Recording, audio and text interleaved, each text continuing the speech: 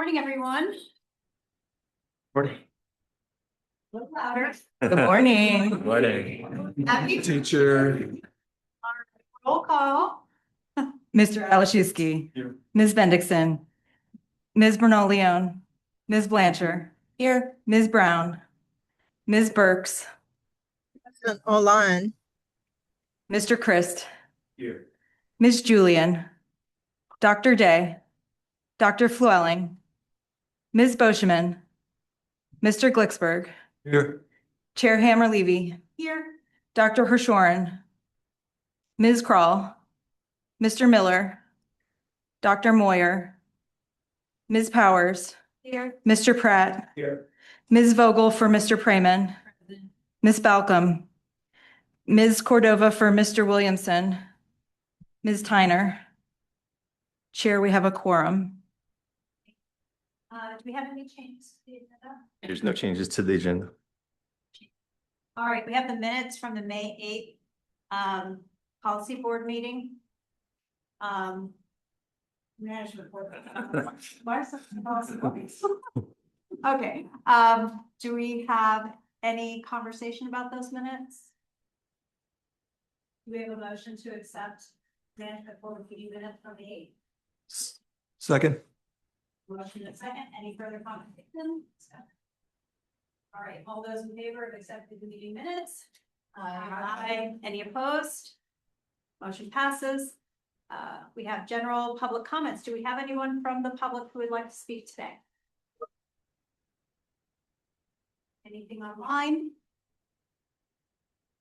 Okay, so we'll be moving on to our first action items, the initial fiscal year 27 program-wide budget. Mr. Sherwood. On page 9 of the agenda, you'll see the proposed initial budget for fiscal year 2027, which would start for our program on October 1st of this year. We have duly advertised the initial budget in the paper this past Wednesday, and it's also going to appear on this Sunday's government section. And we'll move this to the board, the policy board, next Friday for final adoption and approval. But on page 9, just to detail some of the specifics for this upcoming fiscal year. In total, we're looking at about 4.4 million in total expenditures, and we're going to meet that with about 3.65 million in revenues. And the difference we're going to make up in terms of our agency balance of about $785,000 of already collected revenues from prior fiscal years. So just to give you a little bit of detail and dig in a little bit in terms of the budget for this next fiscal year, our overall expenditures are about 5.4% increase over this this current fiscal year 2026 budget. And that's mostly a reflection of activity along federal grants, as well as our Infrastructure Investment and Jobs Act projects that we have put out to many of our member governments. We're expecting more of those bills to come in fiscal year 2027, and that's where majority of our activity and increases are going to come from. And you'll see that reflected in terms of the revenues on the top side of about 2.1 million of expected revenues, which is a 19.6% increase over this year's federal revenues expected. Just wanted to also call to your attention in terms of direct personnel services. I did factor in a 5.1% increase in our overall direct personnel services. And this allows me to provide cost of living adjustments as well as performance increases for my staff. It also reflects about an 8.4% increase in our health insurance premiums for next year that we just received notice of from the Florida League of Cities, who is our insurance provider. Also want to make note that, the bulk of our expenditures are typically under our technical services and contract services. So you'll see about 2.8 million in overall contracted services next year. And again, that represents about a 3% increase over this current fiscal year of what we anticipated. And then last but not least, I just wanted to also call your attention to our office storage and meeting space rental estimate for next year. I'm putting it at about $50,932, but I also want to bring to the board's attention that we are likely going to be moving offices probably at the tail end of March and early April of 2027. And this is due to our 5-year lease at our current building coming to an end, and we're unable to come to agreeable terms with the new building owner down in downtown St. Pete at Bayboro Station. They were proposing to raise our monthly rent by about 70%, and that was pretty untenable in terms of our budgeting. So we were looking for other options. We've been in discussion with the Regional Planning Council about potential office space here, as well as also looking around for other options as well. So as we come to new terms with an office space, I'll bring that probably to the board's attention at the November meeting. And any adjustments to that line item we can make at the mid-year budget amendment next May based on realized costs then. I'm leaving it at this 50,000 level just to ensure that we can afford any moving related expenses when we do have to move offices at the end of March. So I just wanted to make that note to the boards as well. But other than that, like I said, this is sort of reflecting an increasing trend in the federal projects that we have currently contracted with a lot of our partners, and some of those tasks and expenditures anticipated being completed in fiscal year 2027. Other than that, I'd be happy to answer any other questions or reflect on any of the revenue estimates or expenditures I have outlined on page 9 there. This is an action item in terms of recommending the policy board approve this initial budget.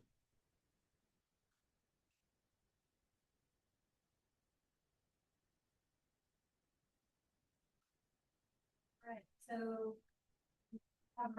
recommend that the policy board adopt the initial fiscal year 27 program-wide budget. Motion. And second, any further discussion on this item?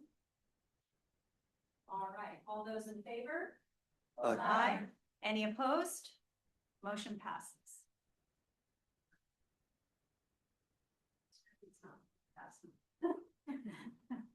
All right, moving on to the quarterly financial report. Yeah, so page 11 outlines our activity through the current fiscal year. We're about 3/4 of the way through our current fiscal year. And typically what I try to draw your attention to is that last column on the right. Usually we're estimating to be about 75% of the way towards our revenues and expenditures in that column. And you'll notice on both the expenditure and revenue side, we're a little bit below that target level. And that just reflects sort of the activity of receiving bills through this year with a lot of our contracted projects. So at this point, at the tail end of June, we're about 60% of what we estimated in terms of total expenditures for this current fiscal year, and about 56% in terms of revenues collected based on reimbursements from a majority of those expenditures. And again, that's just sort of reflecting the timeline of deliverables that we've been receiving and authorizing those expenditures. We are likely, when we do adopt our final budget in November, probably not meet that 100% level on both expenditures and revenues. And that's, again, just a reflection of the pace of project completion. It isn't to say that we would lose any of those revenues or realize those expenditures. They'd just be rolled into the next fiscal year for the majority of ongoing grants that we're managing as a program. But other than that, I'd be happy to answer any other questions.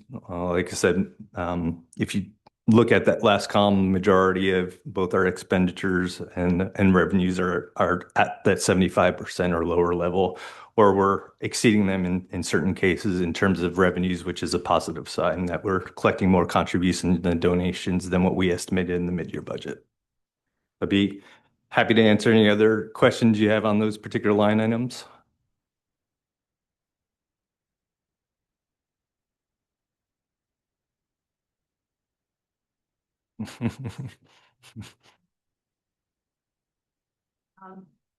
Recommended action that the policy board accept the quarterly financial report. Do we have a motion? Moved. Do we have a second? All those in favor? Aye. Any opposed? Motion passes. All right. On to the next agenda item. Nomination and election of the management board chair and vice chair for 2-year term ending August of 2028.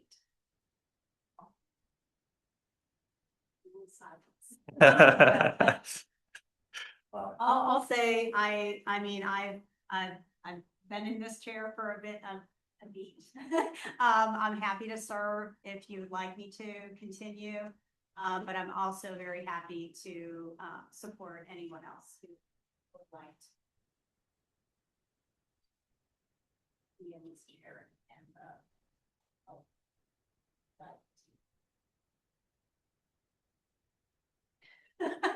Come on, guys, help me out here. Yeah.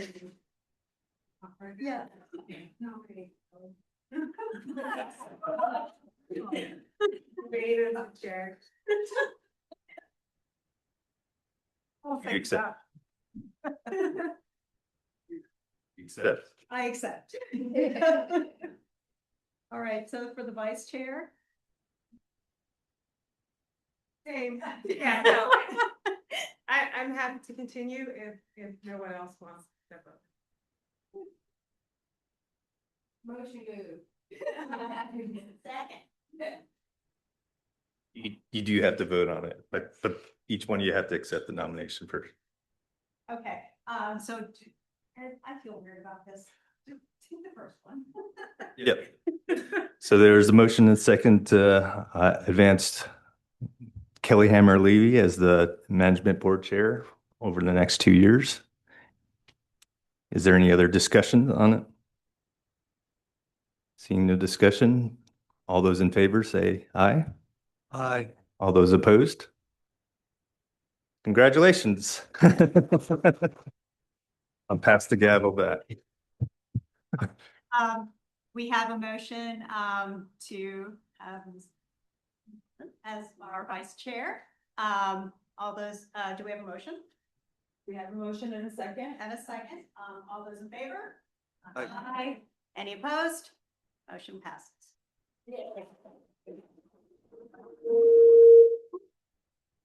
All right. Our next presenter is not here yet, so I think we should move on to item 8 and pick up when they do arrive. Highlight on the tire reef restoration plan and Engler survey results. Yeah, so Carrie and Blake will give you a little bit of update of a project we've been working on artificial tire reef that's located south of Pinellas Point. And they'll give you an update on sort of what we've developed in terms of restoration options for that site, as well as a new angler survey to get opinions on just general perceptions of use and fishing in the bay, as well as use of these types of reefs by fishermen, fisher people within the region. So turn it over to Carrie. Fishers. So funny Hold story. on, before you start, Ed, can you stop sharing your screen? We have 2 screens sharing right Yeah. now. Thank you. So if you say Fishers to Wildlife Journal, they will actually bring back a comment and say, you can't say that because that's actually an animal. So anglers, I guess. Anyway, I'm going to be talking a little bit about a project that we've been working on for several years in different iterations. And we've gotten to the point where we now have a restoration plan with potential management options. So as I'm going through, just, think about the results, and we'll be asking for your feedback at the end.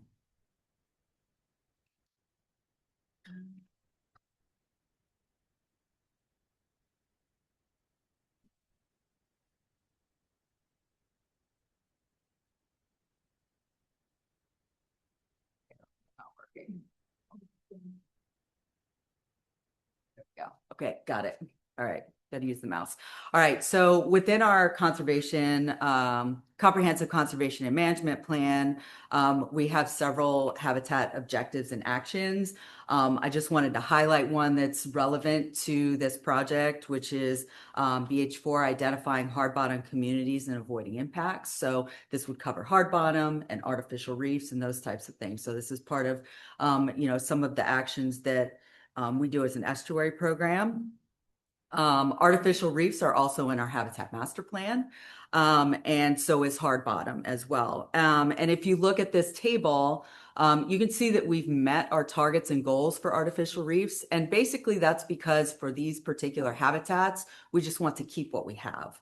So really it's just monitoring these habitats to make sure we don't lose them. And so we're looking good, at least in this consideration.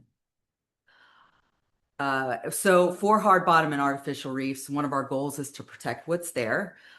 We've also funded studies to investigate what types of hard bottom are out there, identify new hard bottom areas because they're not as easily evaluated as, say, regular land use land cover maps. So, we have to do additional studies to find out where those habitats are. We also like to document the habitat use by fish and wildlife, see what types of fish are using it, how important they are. And as far as artificial reefs, what we've been doing in the past is basically saying, okay, we want to enhance the artificial reefs that we have with different types of habitat complexity and expanding within permitted areas, but not necessarily adding new areas. And of course, when we're talking about enhancing artificial reefs, we're talking about preferred types of enhancement and not things like this. So up in the top corner there, that's a really extreme example of a tire reef that's found off the coast of Fort Lauderdale called the Osborne Tire Reef. This was something that was done a lot in the 60s and 70s where tires were just put out as reefs to, attract fish, but, it's also like a ways of disposal. The main picture here is actually a picture of one of the tires that's in the tire reef here. Off Pinellas Point. You can see that there's some growth that happens on these, but it's not as good of a substrate as others that we know of. So concrete attracts a lot more encrusting organisms and provides a lot more habitat complexity. And also doesn't have the added issue of being dislodged over time. So big concrete modules do not move as much, tires can. So there's been removal processes in place for this Fort Lauderdale reef. And so I just wanted to, bring your attention to where this is located. So again, it's a tire reef area that covers about 5 acres. And you can see those blue dots down there. That's basically what was found during the hard bottom mapping during a current study about 1.5 miles south of Pinellas Point. So some of the history of this reef, it was actually permitted back in 1966. And these are some of the schematic drawings. The idea was to bundle 3 tires together, put concrete in the bottom and sink them. And then there was also the ability to add clay pipes and concrete as well. So again, the permitted area was about 3.5 acres. What we found out there is that, some of those tires have spread a little bit more. Again, the goal was to enhance habitat for fisheries, but we've found better ways to do that now. So the tire reef was permitted in 1966. Fast forward about 50 years, we paid out some money for CSA to do some side scan bottom mapping, and they found it. So it had been there. Some folks know that it existed, but then it was brought to our attention. So, after that tire reef was found, there were some initial fish surveys that were done using beta remote underwater video cameras that FWC conducted in 2022. And for the majority of this talk, I'll be talking about what's been happening over the last 2 years. In 2025, we contracted with Cummings Cedarburg, and they did quite a bit of work. They remapped the site. They did a tire survey, looked at the condition of them, did some estimated counts, also looked at the benthic habitat and the types of epibiota that were on the tires, in addition to some limited fish surveys. Then they came up with a restoration plan, submitted in April. It was finalized in July. And then the most recent stuff that we've been doing is we've been surveying the scientific community. We brought this to the Technical Advisory Committee and the Habitat Restoration Consortium. We brought these options in the restoration plan. And then we developed an angler survey that we put out to all licensed anglers and boating folks to get their opinions on some of these management actions. So hopefully giving us a nice story to be able to make some good decisions on this project. So this is some of the imagery from that initial side scan work that CSA did. You can see the individual tires there. You can also see in that middle picture, there's an outline of like the main tire reef they were able to map based on side scan. And then here's a screenshot of some of the baited remote underwater video that was done by FWC. During that study, it was a seasonal study. They observed 22 fish species, several of which were economically important. So you can see there's a couple gray snappers swimming around there, some snappers, some groupers, a couple of hogfish. So there are some things growing on the tires, and there are some fish communities associated with it. So we wanted to do a little bit of a more in-depth study to see what was actually happening on the tire reef. So the objective of this main study that we're going to be talking about was to understand the current condition, the stability of the reef, and how far it has expanded, and provide recommendations for restoration. So the assessment included additional bottom mapping, a tire inventory, benthic habitat, and biota and fish communities. We also did some early coordination with agencies involved in permitting to see what our options are. And then we put together a restoration plan with potential management actions. Again, surveys to the scientific community and to anglers. And then finally, this one is not happening yet, but we do have funds for permitting one of these options. So that'll be something that we can do also. So here are some of the results of the most current study. The bathymetry, the water depths are between 11 and 15 feet, so it's relatively shallow. There aren't any seagrass beds surrounding the area. You can see that there's a little bit of a ridge here where it's a little bit deeper on the tire reef side. This ridge is natural. It extends, all the way, north and south of it.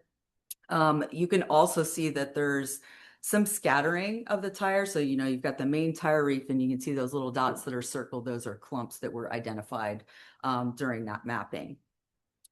And because we have the old side scan data from 2018, we were able to compare it to the new 2025 data. And you can see that the main tire reef shape has changed a little bit. It potentially looks like it may have shifted west a little, and it looks like there might be a larger dispersal of tires. So, over time, there's 50 years between, when it was put out in 2018. And then, between 2018 and 2025, of course, we had 2 hurricanes. We have some other conditions that may be making it possible for some of these tires to move. Our consultant also looked at wind directions at the site, and the prevailing winds are coming from the northeast. So, that could be also affecting this site.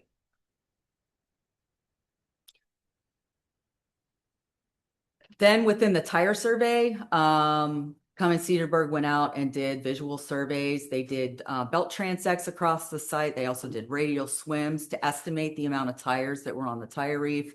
The main reef still has the bulk of the tires, almost 8,000. But when you add in the scatter, that brings it a little bit higher. The original tire reef was permitted for about 13,000. So, there's a little discrepancy there, but there's still like a majority of the tires are still in the area that they're supposed to be, but there is a lot of scatter. The other thing to note is that initially that permit called for the tires to be in bundles of 3. So they did see that out there. So there are some that were bundles of 3, but there were also some that were in bundles of 2 and 1 and just single tires. So you can see that some of that has been degrading over time. And you can actually see that there's tires that are just in strips now that are completely broken down. The other thing that they noticed out there is that there were little concave pits, which looked like a tire used to be there and may have moved. So you can see there is potential evidence of these tires moving around and potentially getting out of the permitted area. As far as what's growing on the tires, the most of the area was fine to coarse sand, and that's what it was before. And on the tires, it's primarily octocorals, so soft corals and some sponges. There were some tunicates and barnacles and some instances of hard corals, but very few. And a lot of those hard corals were found on some of the like remaining concrete, not necessarily the tires. We also found some sponges like kind of out in the middle of the sand area. And basically there's some buried tires that the sponges and soft corals are attaching to so that you can see from the surface. There was some limited reef visual census done by Scuba during this field sampling, and they documented 13 fish species, about half of which were economically important. So between that and the FWC pre-sampling, we've got a pretty good idea of the fish community that's using it too.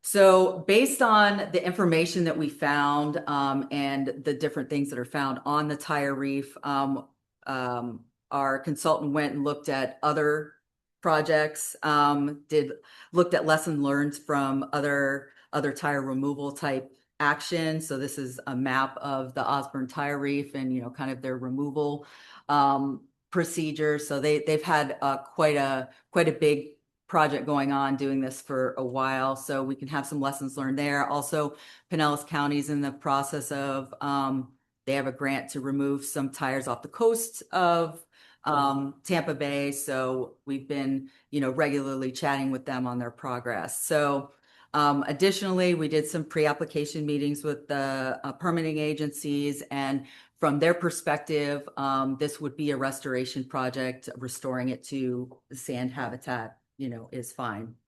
The other consideration obviously is cost. This can be very expensive. So putting all of these aspects into play, we came up with 3 potential management recommendations. So I'm going to go through those. So the first one is to just remove the tires. So we would restore the site to pre-deployment conditions, which would be sand. We can put together a predetermined grid system to track the removal process over time. This can be easier with more intact tires, but not as easy with some of the ones that are really degraded. It would be easier in the main tire reef, but not necessarily for some of the scatter field where it's harder to find those individual clumps of tires. And this removes the concern for the tire dispersal and movement and potential leaching of contaminants from the tires themselves. The second recommendation was to either enhance or encapsulate the site. So basically, putting more appropriate artificial reef materials around the main tire reef site to stabilize the materials inside. And the other one would be encapsulate, to put materials on top of it to make sure that it doesn't move. So those are 2 potential options. These options could be used in conjunction with removing some of the scattered tires around it as well. And finally, the third option is just continued monitoring. So we would establish a structured monitoring program, potentially repeating what we've just done in 2025, and just monitoring the site's stability and ecological function over time, look for environmental risks. This doesn't address the immediate concerns, but it could be scaled to budget availability. The other issue with this is if we do continue monitoring, we find that the site is not stable, then we would probably have to implement one of the other 2 recommendations in the future. So there are advantages and disadvantages to this, and the costs are also quite different. So again, removal would eliminate the risk, but would cause a lot of site disturbance. The cost on this could range widely, depending on if we do a partial removal or a full removal, looking in the $3 to $5 million range.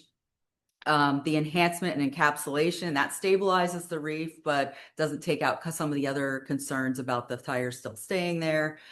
This could be moderate to high depending on the option that we choose, whether it's surrounding the reef or completely encapsulating it. So this could be less expensive than removal or much more expensive.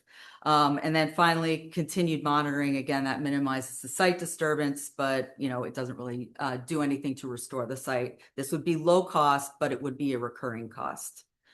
So basically, when we're considering these three options, we want to think about, what are our long-term management objectives and restoration goals for this site?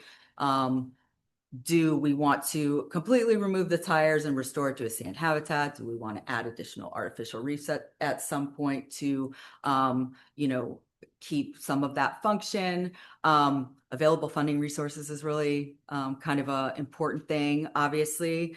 Also our tolerance for environmental risk. So the other thing to think about is some of these management options could be combined. We could stabilize it and also remove some tires, do a partial removal. So a lot of options here. So we wanted to get feedback from not only the scientific community, but anglers that might be using this reef.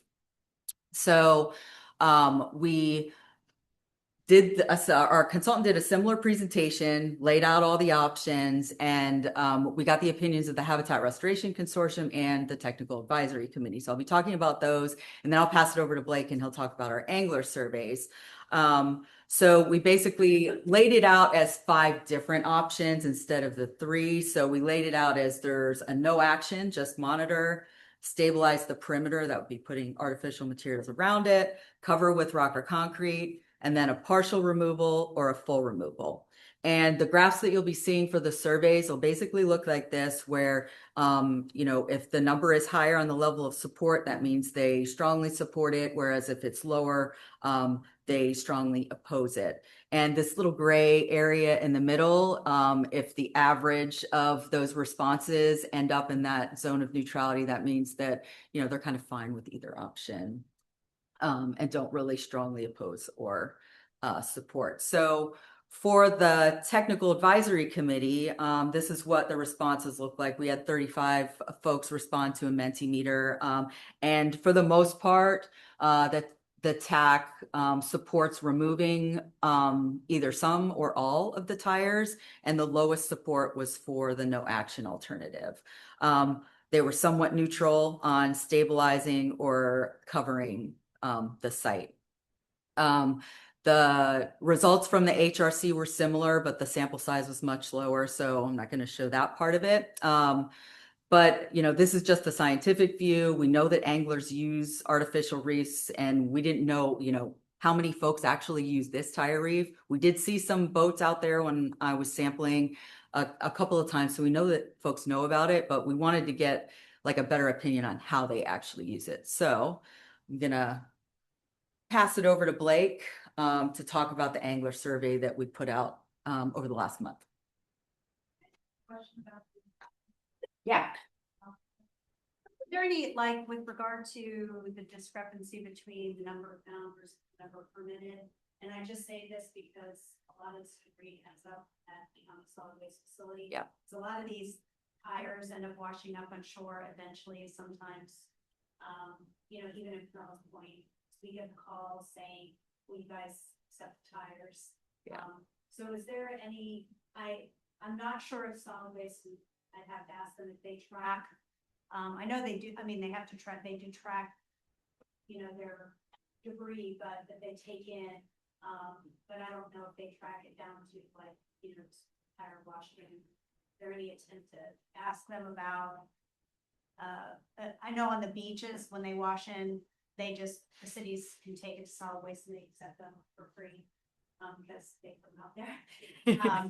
So I wasn't sure if there was any potential way of tracking, like, how many of those actually washed in and been disposed of. Yeah, that's a really interesting point. We haven't looked into trying to quantify that, but there have been reports of tires in that area. So, yeah, that would be a really interesting thing to do. The other thing, as far as the discrepancy, you saw that the mapped area kind of shifted, and that was actually sand. So there may be some that's actually covered. When our consultant was out there, they took a metal rod and poked into the sand to see if they can, find additional tires. Every once in a while, they'd run into ones. And then also that one picture of the one that's just strings now. So, it could be a combination of all 3 of those things. Yeah, just to add to that, I know we've had a number of cleanup events, debris derbies centered around Maximo, and there's always tires coming in usually to that, but we don't necessarily differentiate whether or not they might have come from the reef. Usually it's people that know of the reef and are helping trying to restore that area for some of those bundled tires that are outside the reef area. I mean, I just know the ones that wash up on the beach, it's pretty clear that they've been out there for a long time. So it's not something that somebody recently dumped. You can, use a little common sense and say, yeah, that's probably one of the tires. Yeah, one of the other challenges that we'll have with this project is the fact that some of them are so degraded. So the ones that are intact will be easier to remove. But ones that are, kind of, falling apart, that's going to be more difficult. So. All right, I'll let Blake go at it. And if you have any more questions, I'm happy to answer them. So yeah, as Carrie mentioned, the goal of this angler survey was for us to get a better idea of the different preferences that the angling community actually had, especially the anglers that are using artificial reefs and even the specific tire reefs. But this community of anglers we know is very oversaturated with surveys. I know organizations like FWC regularly solicits anglers for surveys about their fishing habits and species and things like that. So we know it's a really fatigued audience when it comes to surveys. So we thought if we're sending out the survey to get specific information about tire reef management recommendations, why not also throw some additional stuff in there that can be useful for our habitat planning, better understanding how people actually use the bay for fishing. So we kind of broadened the scope a little bit to just generally sort of gauge the angling community's fishing habitats, their overall preferences for different habitats and species, and of course those tire reef management actions. We did this for about a month. We collected all of these emails from an FWC public records request and got over 225,000 email addresses from people with various saltwater fishing and boating licenses and emailed them. Eventually ended up getting 485 anglers that completed the survey and passed our quality checks. And these are the different types of things that we asked them in this survey. So we asked them questions about their experiences fishing in Tampa Bay over time, the locations that they typically fish in, the habitats that they usually target, as well as different species of fish that they usually target, their use of artificial reefs and different types of artificial reefs and the characteristics of those reefs, as well as perceptions of tire reefs specifically to gauge some of their beliefs or attitudes about them. And then, of course, their level of support for those tire reef actions. I won't go through all of these. They will be in a future report that we'll publicize. So if you want to get all the fine details of those things, be on the lookout for that. But just kind of set the stage in terms of the context of the results that you see and who it's really representative of. Basically, these are just to show you that the majority of the responses that we got came from anglers living in Hillsborough and Pinellas counties, with Manatee County coming in as the third most populous one. These are mostly anglers that are 45 and over, so not much of the younger angler community that's represented in here. They are mostly men, mostly people that have been fishing in Tampa Bay for over a decade, as well as folks that are relatively infrequent anglers. So they fish in an average year, maybe just a few times or about once a month. Very rarely do we have folks in here that are fishing quite regularly. We asked them about their general fishing location. So in a typical fishing outing, which areas do you usually spend your time? And we know that anglers typically don't like to give out their secret, hiding spots. So we created this, relatively large, but still semi-fine-grained grid. and put it in the survey, and it was an interactive grid so they could actually select the cells that they go into. So this is a nice kind of harmony of getting some level of detail while still not revealing exactly their tried and true spots. And then here you can also see the grid cell that contains the tire reef. That was the subject of the project Carrie was mentioning. So what we were able to do with those clicks is create this little heat map to see where people are spending most of their time. And on the left, you can see all of those 485 anglers, where they're spending most of their time. I wonder if the little cursor shows up. Yes, it does. The hotspots really that you can see here are down here, which actually makes sense because this is the Skyway fishing pier in the area. So probably unsurprising, this is where most people at least say they spend some of their time fishing across the bay. So over half of our anglers that respond here spend at least some time on those piers, but you can see a few other sort of hotspots kind of coming up on the sort of western end. We've got a few sort of along the coast here of Hillsborough, as well as over here close to Weedon Island. Very few here in sort of like the greenish areas of Old Tampa Bay and Hillsborough Bay. Not as big of fishing hotspots.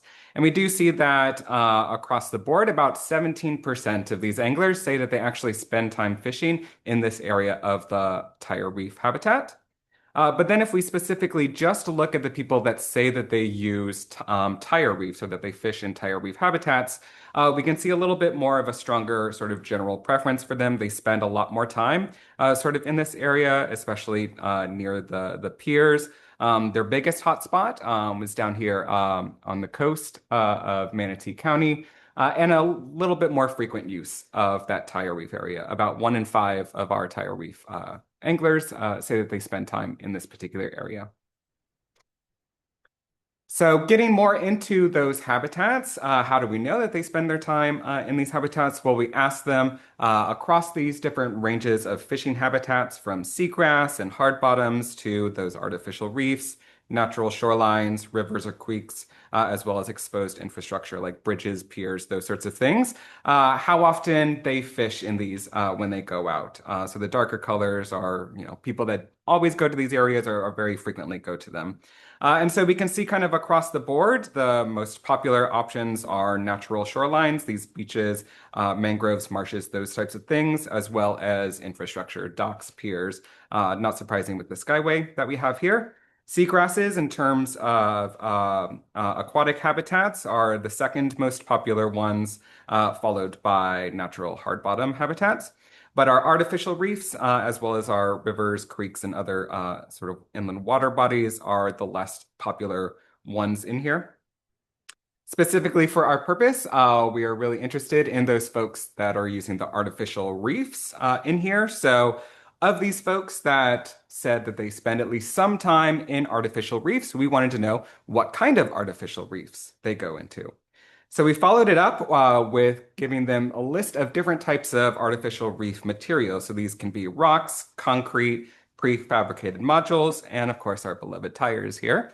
And so we asked them again how often they fish in these different types of artificial reefs, habitats, recognizing that some of them may not know necessarily what the material is that's underneath them. So we have this added option for not sure if they fish in there. But again, you can kind of see across the board, the most popular types of artificial reef materials are rocks and concrete that people fish in.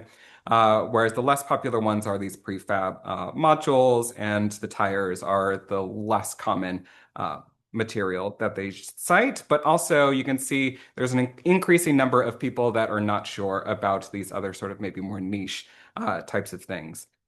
So especially for the tires, people not being sure if they're actually fishing in these tire reef habitats. But basically, if we look at the folks that say they at least sometimes fish in tire reefs, we basically see that 71 of these people, or about 15% of people, say that they spend some time in tire reef habitats. And then if we kind of break this down into different types of artificial user groups, we've got that 15% of people that use tire reefs, or at least know that they use tire reefs. You then have all of the other artificial reef users, in the population, as well as another sort of 10 to 15% of folks that don't use artificial reef habitats at all. So these are three kind of typologies that we'll look at a little bit later. But then we asked folks about some of their perceptions about tire reefs, and this is regardless of whether they actually use tire reefs or not. What we did is we put some statements in front of folks about tire reefs, and we had two statements that portrayed a negative view of tire reefs. These are perceptions that tire reefs worsen water quality and damage native habitats. But then we also included some positive statements here. So artificial reefs attract a lot of desirable fish, they stabilize sediments and prevent erosion, or they're useful for restoring habitats. And we wanted to get a sense of their level of agreement with these different negative and positive sentiments. And what we saw here, at least in terms of the negative sentiments, is that by and large, most anglers generally tend to agree with these negative perceptions. They generally tend to agree that tire reefs worsen water quality and that they damage natural habitats. And in contrast to the positive statements, most folks generally either disagree with the positive statements or they're kind of split across the board. So where we see the most negative sentiments is here on tire reefs being useful for restoring habitats. But we do kind of see almost an even split in terms of the tire reef's ability to attract a lot of desirable fish and its ability to stabilize sediments and prevent erosion. So it's a bit more split on those opinions.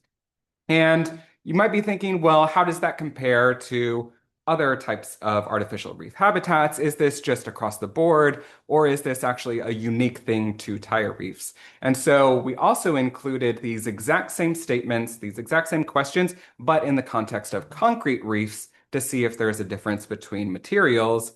And what you can see is there's a very big difference here. So now what we see, these negative views of reefs in the concrete setting, now there's very few people that actually agree with these negative things. So they don't believe that concrete reefs worsen quality or damage natural habitats. And the opposite, when we look at the positive ones, now we also see mostly agreement with these, that they think concrete reefs attract desirable fish, they're useful for restoring habitats and preventing erosion. So this is a good indicator of to us that people do have very different perceptions about tire reefs versus other types of materials that could be out there that may be influencing their support for these tire reefs. So with that in mind, let's get into what their support actually is for the tire reef management options that Carrie showed earlier. Again, higher values indicating stronger support, and lower values, stronger opposition to it. Here's where they play out. So the no action, the just monitoring option is the least desirable ones to them. This is followed next by encapsulation, so covering with rock or concrete, relatively split across the board in terms of general support. We then see a little bit more support for stabilizing the perimeter, whereas general on the whole, we see that the greatest support generally comes from removing some of the tires and removing all of the tires, the complete tire removal. And as a reminder, just to compare with our technical advisory committee, you can see that generally most of these kind of align with the scientific views that we have here. But one thing that I want to sort of emphasize here is that for the complete removal, although overall there is generally a tendency to have more support for it, we are seeing a larger spread in responses than some of these other ones where the spread is not so severe. So it's indicating to us that there may be a bit more diversity in people's opinions regarding the removal of the tires than some of these other options. So we want to take this a little bit further and look at the differences in the people who are actually using artificial reefs. And so if we compare the non-users, the other artificial reef users, and in green here, specifically those people that actually use tire reefs, now we can start getting a better idea of exactly who is more supportive of complete removal. And what we're seeing here is that the people that actually use tire reefs are much more divided on this issue of tire reef removal. Although you can see that their median is, slightly positive, slightly supportive here, you have a very large range of folks that either strongly support this or strongly oppose this. And so that tells us that this might be more of a divisive or controversial approach, even though on the whole, most people generally favor it. In contrast to something like stabilizing the perimeter, where again, you have artificial reef, tire reef users generally supportive of it, but there's less variation. So less likely to get people that are strongly opposed or strongly against it. So it may be a little safer of an option. Yes, so that's another thing to think about is that these tire reef users are a smaller, it's 15% of folks. So the weight of people at the ends are going to have more influence there, of course, as well. Another thing that we wanted to consider was people's fishing experience. So how do, short-term anglers versus long-term anglers differ in their opinions? And so here, the lighter boxes show the people who have been fishing in Tampa Bay for a less amount of time than the people in the darker ones. And then now we can see some more trends as well, where we see those people with less experience fishing in Tampa Bay have slightly different preferences than the folks who have been fishing here for the longest. So when it comes to the tire reef removal, the relative newbies to the area are more likely to oppose the removal of these tire reefs, but they're also more likely to support stabilizing the perimeter. So it's again these sort of nuances and thinking about exactly who is really more supportive versus less supportive and where there might be some pushback or greater support within this diverse community of anglers. And so kind of the key takeaways that we have from here. One, we know that there are a decent amount of people that at least know that they fish in tire reef habitats. This number is likely to be larger though, because almost half of the anglers said they don't know if they actually fish in artificial reef, in tire reef habitats. So that could be larger than 15%. We do see that most anglers hold negative views of tire reefs, and that contrasts with other types of materials like concrete reefs. Overall, yes, we do see that complete tire removal has the most support from anglers, but it's also the most divisive of the options, where there's not as much consistent support for them among different users. Perimeter stabilization, in contrast, has a relatively decent amount of support, or at least neutrality, and there's more consistency. So people are more aligned on this issue, even if it's not as strong of support for it. And then we didn't really show some of the additional responses from the technical advisory community, but several folks mentioned in their comments when they were voting about the high potential costs of complete tire removal, as well as perimeter stabilization. So there were concerns that even if this had the greatest amount of support, it's practically not feasible to do. So in considering what Carrie mentioned earlier about trying to find this balance between, costs as well as support and water quality and all those sorts of things, potentially thinking about that partial tire removal may be a potential strategic option in that it's going to be cheaper, but it also has a decent amount of support and it's less divisive than complete removal. So these are all sort of things to consider when weighing the pros and cons of each of those different management actions that we have here. And so hopefully the views from the anglers that we have here are informative for helping to ultimately make that final decision. But with that, I'll pass it over to Carrie just to talk about the next steps that we have with all of this information. Yeah. Thanks, Blake. The one thing I did want to mention about the angler survey that I forgot to preface Blake's presentation with is for the Technical Advisory Committee and the Habitat Restoration Consortium, they saw that presentation of, what the tire reef was, what kind of, potential movements are. This angler survey, this is just, their perceptions overall without knowing some of the background of this tire reef. And we did ask one question on whether they were aware of tire removal efforts by Pinellas County, and the vast majority of them didn't know that. So just to kind of put that in context as well. So basically our next steps is to try and make a decision on some of these different management recommendations, which is where we would like to get input from you and some of your opinions after you've seen all this information. Like I mentioned before, we do have permitting money, so we can permit one of these options with our current consultant. So we would like to get feedback so that we can do that. And then obviously the next step beyond that would be getting funding for implementation of one of these options. So, potential cooperation amongst entities would be good, and other things. So I just wanted to throw it out to the group to get questions and opinions, things like that. Yes. Has there been any previous pilot projects where they did the encapsulation, the perimeter, and was that successful? What was the pros and cons?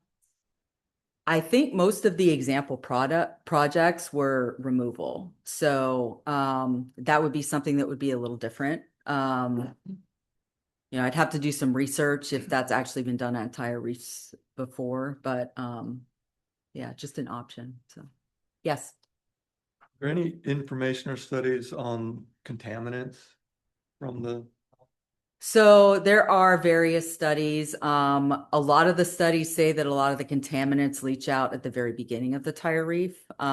We also had some special study sites that we did fund the EPC to do around the tire reef area twice. And we did find some contaminants there, although linking them to the tires is also kind of difficult. Yeah. On these tires where they're 60. Yeah. Maybe they're different kind of type of tire, right? Maybe Yeah. different back then. Yes. And then would removing the tires actually remove contamination? So would, if the contamination's already been there?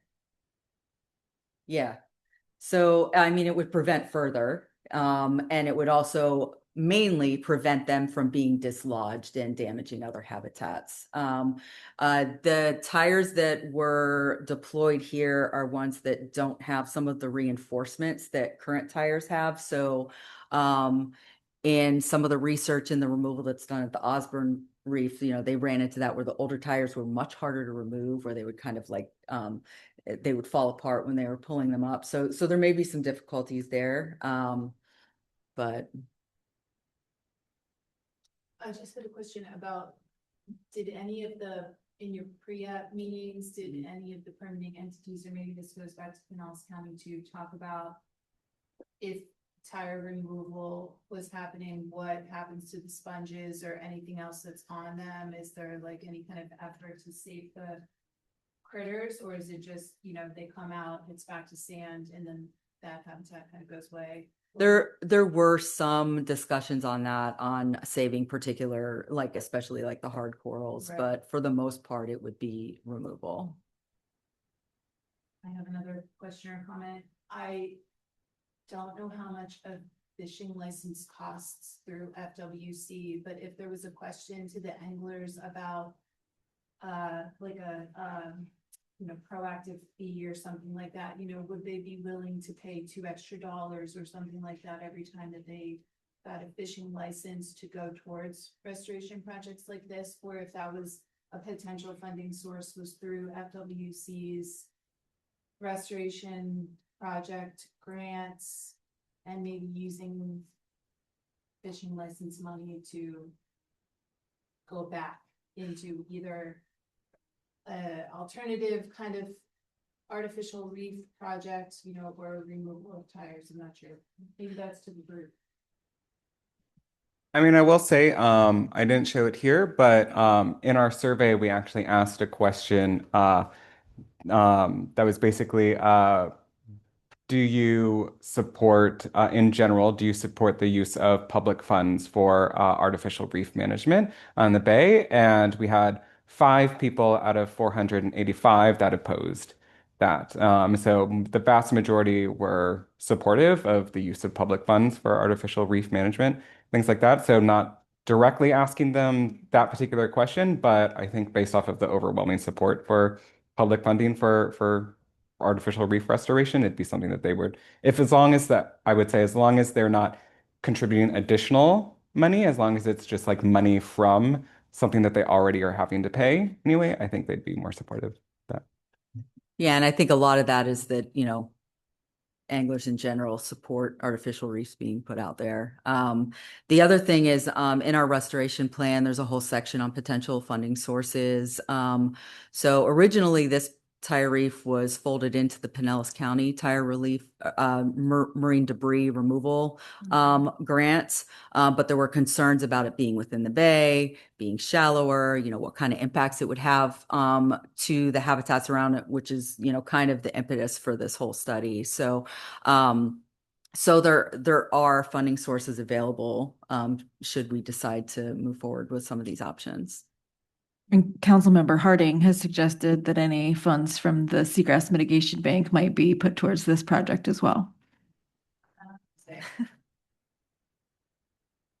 I have something to say. It seems like there's more desire to explore a partial tire removal. Maybe this is something your consultant is already thinking about, but wonder if developing a plan of a phased removal that would be stepwise, and that if the situation changed where people were actually more interested in complete removal, your phasing of the project could be such that a subsequent removal would be more effective, or perhaps able to be picked up by a partner that was now interested in funding a smaller section of the total removal project. Yeah, I don't necessarily think that we're, putting forward that we say we're for a partial tire remover. I mean, if you look at all the surveys, the biggest support is actually for complete removal. But the problem is logistics, costs, and things like that. So, obviously targeting the main tire reef first would be easiest because it's easier to find. They'll be able to phase it a little better. But the scattered tires might be more difficult. So yeah, I mean, I think any sort of removal would include some sort of phased approach. Yeah. Would a partial removal destabilize any remaining tires?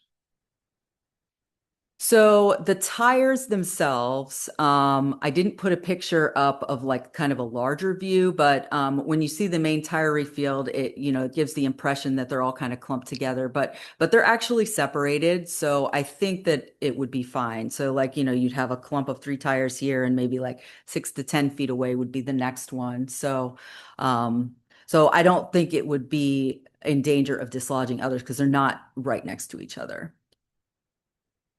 So that's a good question. Once they're removed first, we're going to focus on easy ones. Right? Sure. They're already Yeah. on the surface and Yeah. visible. Yeah. I think initially it wouldn't cause a problem, but possibly the ones that are very sediment, more difficult to get out. But as far as dislodging, probably not.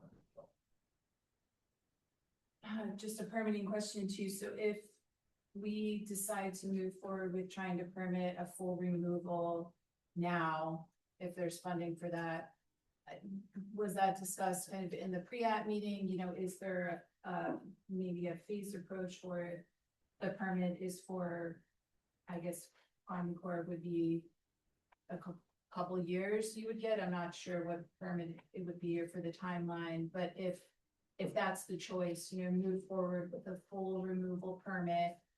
And then if we can't do that, or if it's a partial removal, or we figure out that it's, very difficult to remove some of them, or is it, the permit is, it's a different permit type for an encapsulation or a cap or.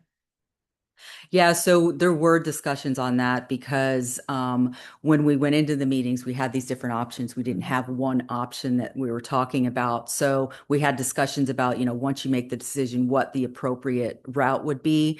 And so if we weren't sure how things were going to go, it would be better to go with a broader, more general permit, so that we can make changes along the way instead of a, kind of a static one. But I'd have to look back at my notes in particular to, explain that further.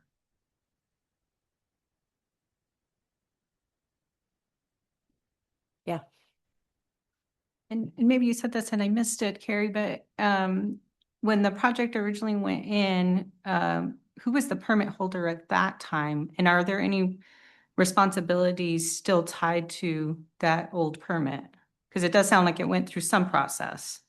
Yeah, that's been, so the original papers say City of St. Pete, but, I'm trying to remember where we landed on, I don't think there's any kind of like responsibilities at this point, so. Yeah. Was there any aspect of this kind of measure the slow degradation of the tires? If that's what scattering was.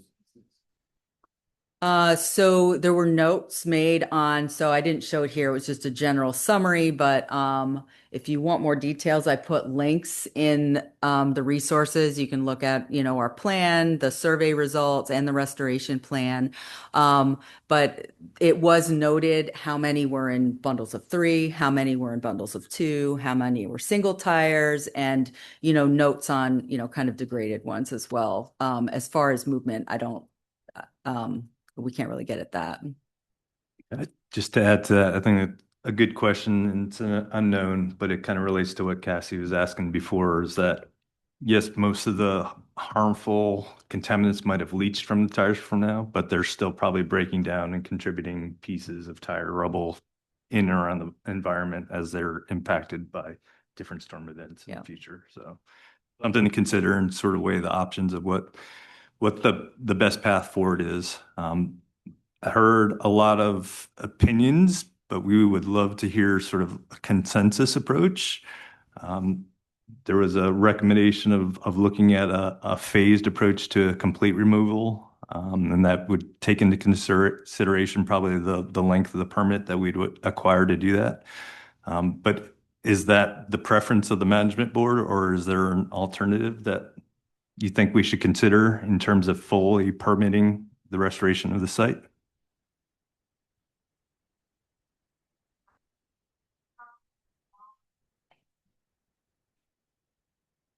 What will be your time frame? It your cost money, mobilize everything, make more stuff, be out there and get it all done. With much of time frame, that probably. Yeah, and we're hoping to, as much as Carrie said that there's these additional resources available, but leverage existing grants and work that we know is going on to add on to the sort of that effort as perhaps Pinellas County secures a contractor and starts mobilizing out there, and that would reduce some of those costs related to either partially or fully removing in a phased approach at this site. And we, as a special independent district, we could piggyback on existing contracts that might be out there during the time of you guys doing that work to remove along the coast. The county has what is a permit? It's an Army Corps. Yeah, something. Well, general. Okay. Well, it's still within the state. And Army Corps as well. So that's what the oral stuff is in, by the way. Yeah. A lot more heavy than even the state. Mm-hmm. With regard to all different species of corals that you have to protect. Not allowed, I mean, you're really not allowed. You have to move, relocate. Yeah. Or mitigate. So, but I kind of agree with Stacy on the concept of, I mean, I appreciate that there were 71 people and a fraction of those were like more negative than positive, but the other thing that we can look towards is, I'm just thinking about the county's capital plan right now in my group and the amount of bridges and box culvert bridges that are going to be replacing over the next 10 to 20 years that can be recycled. And, how do we look at, I mean, I don't want to lose the reef habitat and obviously the concrete reef habitat is much more popular anyway. I kind of hate the fact that like in Cherry right now, we're replacing one bridge, we have another bridge project, a bridge go to construction in the next 2 years, and all that concrete is just going to, it's being called out. And we have a bunch more. We have a bunch more bridges that are all about that CH that we're going to be doing for replacement. Got a bunch of box culverts that are getting. This is good solid concrete. You know that our solid waste team, our REAP team has been very effective at permitting groups like that and using that recycled concrete. So the question is, you know, I'm sure St. Pete does as well, and you know, in the proximity, you know, it's like, you know, how do we kind of combine this with having obviously just full on removal just because, let's face it, it's gonna be a lot less expensive. The incremental is gonna add up and it's gonna be a lot more expensive. And then we look at, you know, how do we combine, like, you know, look at our local capital plans with, especially these major bridge components and stuff that can be repurposed and, you know, see if we can partner there and say, you know, these are the projects that we're targeting for repurposing of these concrete components to reestablish REAP habitat. That's just a.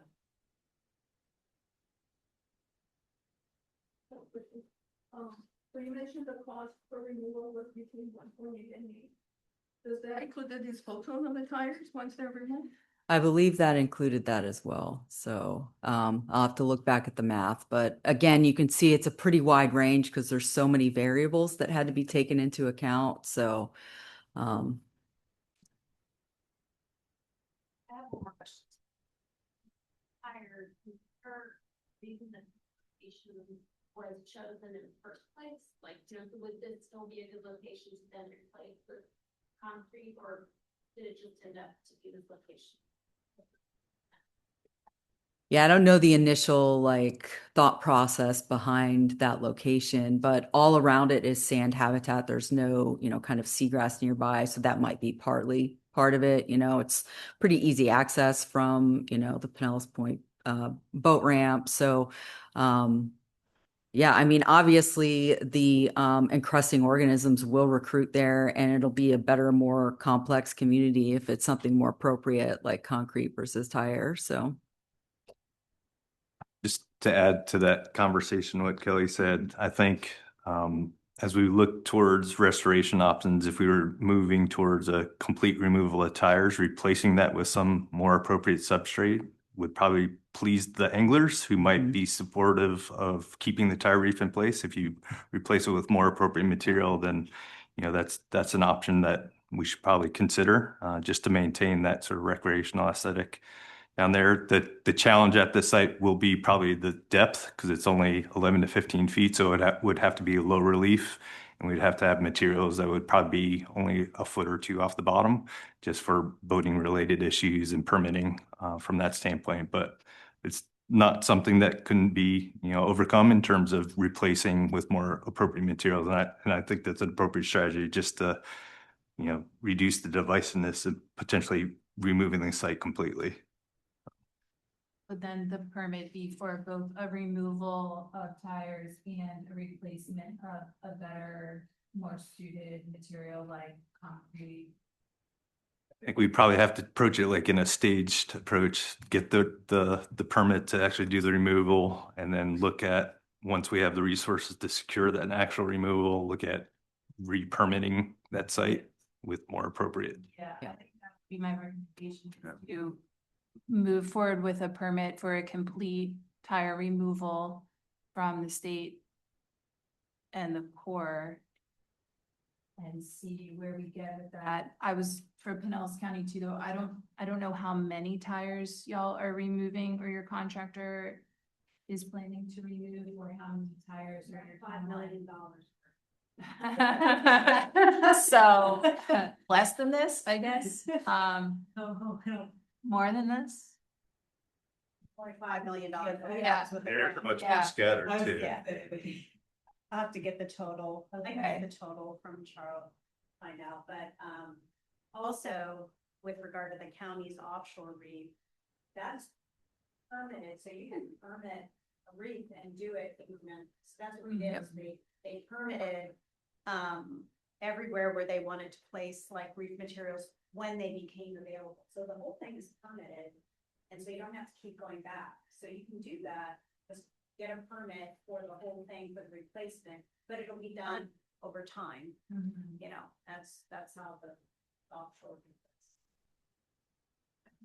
Kind of an opposite approach.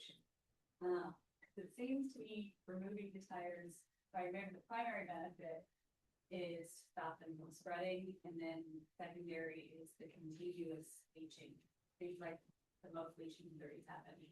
So if we were concerned about the tires spreading, but we also don't want to upset the anglers who are potentially using that, can't we go to the creating the perimeter out of the concrete with this bridge material? And therefore you're still getting the fishing benefits and the habitat benefit. And then once it's all encapsulated, then you go in.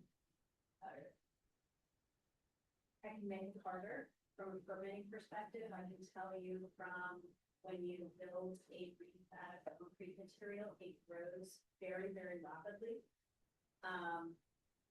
Which is a good thing. But you can place a piece of concrete that's like this big, and in a few years it's like this big. So then if those habitats tend to start overlapping, and then you're going to have a major problem with permitting and getting these things out there. I mean, I don't see I mean, look at how long those tires have been there and what little habitat they've created. I think the anglers, if we presented a plan that said we respect and understand your desire for more fishing habitat, we're proposing to eliminate this less than desirable fishing habitat and incrementally over time replace it with something of much higher value. I would be shocked if we didn't get support. Well, and I don't think, and correct me if I'm wrong, but Cummings Cedarburg did not do a design for a partial removal or a containment or a cap, right? So that would be more cost to the engineers to do that, to move forward then with the permit. There were some designs You put do together. design. I didn't present those. I don't think they're completely flushed out, but there are, Permittable plans, like at that level. No. yeah, conceptual at this okay. point. That's what we're talking about, investing in the next phase. It's to Yep. get a concept to a permit. Okay. The way you describe the actual main priority, I'm thinking of the really big one, which is like piles and piles, but you describe them being sparse in itself, even in the Yeah. most condensed area. So Yep. what is the real practicality of doing a perimeter encapsulation overall for that area? Or would it even be possible to maybe do a pilot test area where it is actually feasible because it's dense enough, and try and see what that even does? And then you would have an on-site relocation pool right there for the relocation of the hard bottom corals that the core is going to need to be. Does that make sense? A small pilot area within that. There are some areas that are more dense than others, so I didn't show some of that data, but some of the transects that they did that was heavier more towards the north side. So there are areas where it's more dense. And Jackie, we have talked with the port and the Corps, when the channel deepening project happens, if there's an opportunity to use this as a pilot site as part of that effort for any rubble or mitigation requirement, we would be open to partnering that way too.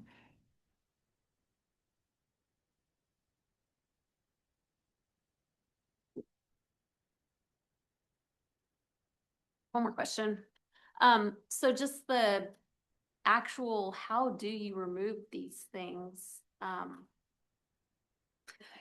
Yeah, so I can envision them just like, you try hooking something through your middle of the tires and they just fall apart, or do you have to just scoop out a bunch of stuff and then you're taking sediment out as well? I mean, is there a yeah, I Please tell me mean, what in the- some of the previous examples, it was, mobilizing with, boat, whatever, with a crane and, pulling some out. Some, if they're smaller, might be divers with, lift bags. So yeah, I mean, there could be different options.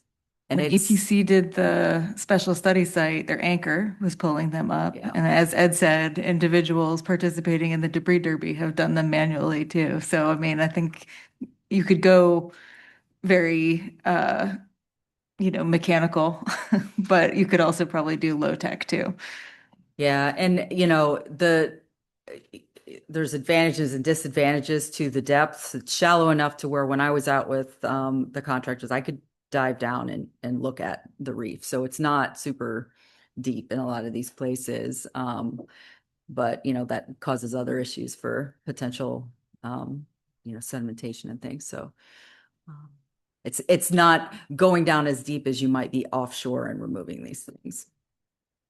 Yeah, when you look at some of the large scale restoration, like on the Osborne Reef, they're usually primarily like float bags, but the added complication on our reefs is the concrete at the bottom that was used in our applications. So that's where additional heavy machinery might be required to completely remove some of the tire bundles that have been placed.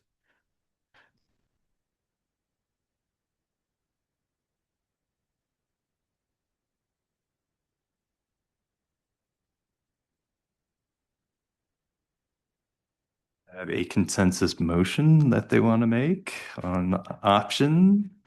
I don't think it needs to be a motion because it's not really advertised as an action item, but I think from hearing, if I'm reflecting back the conversation that I'm hearing, it does sound like the majority of folks in the room are supportive of a full removal approach, understanding the nuance that it might take to get there, and then a potential future opportunity to permit a new artificial reef to replace that habitat into the future. That's Does what that I'm sound too. true to the conversation? The minutes will reflect it as such. Thank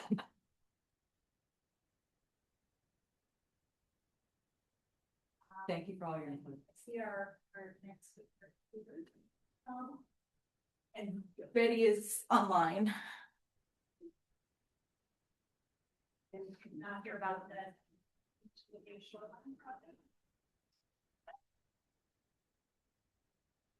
Yeah, we welcome Betty Rosnecki with the City of St. Pete Beach and Tom Reese with the Ecosphere Restoration Institute. This is a project we've been involved with trying to advance, the public's participation in living shoreline restoration on private property. So Tom will give an overview of some of the lessons learned working with that community down in the City of St. Pete Beach.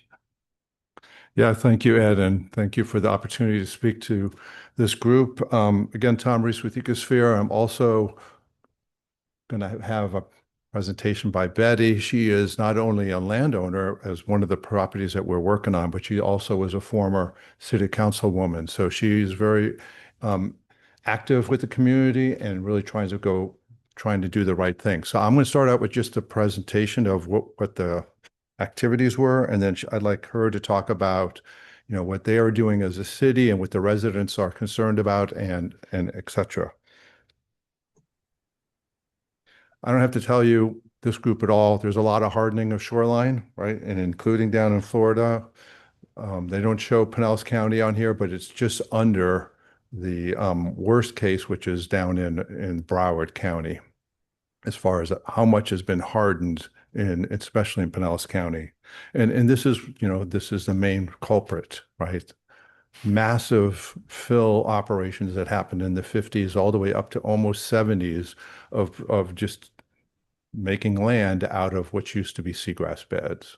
And this picture here, there's over 28 miles of seawall in this picture.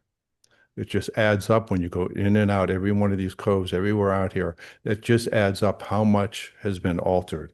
And so if you're trying to do a living shoreline in a place like this, it's tough, right? There's no room to put a natural slope in. So most of these people, when their seawall's failing, they're going to have another seawall up there. It's just, can we do something that's more of a living seawall, or at least has attributes that are better than this vertical wall? So seawall enhancement projects, we've been involved with several of them, where there's no room to, put a slope in. And these are only a temporary fix, right? You might get 30, 40 years if you're lucky. And by then, with sea level rise, everything, all the habitat you created is going to get pinched out, right? There's no room for it to move upslope. But in the time frame, you're getting some ecosystem services. And these, if they're done right, these here on the Hillsborough River, those mangroves are 7 feet tall. They're being trimmed at that height. They keep the view shed. But we definitely have ecosystem services compared to right across the river, which is just a flat wall. And so these are an alternative, not that you have to make something this big, but you can do something in front of your seawall when you're replacing it. And so this is where the city of St. Pete Beach comes in.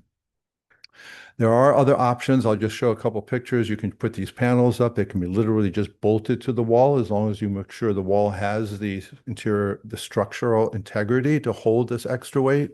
But they do provide, again, additional space and roughness.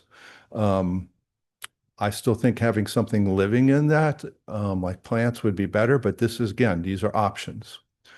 So the history, we were talking with the city and working with Betty and said, look, let's see if we can get some funding, because there were 3 residents all next to each other. Each one had a slightly different shoreline, all vertical wall, but they were different, and they all 3 needed some help.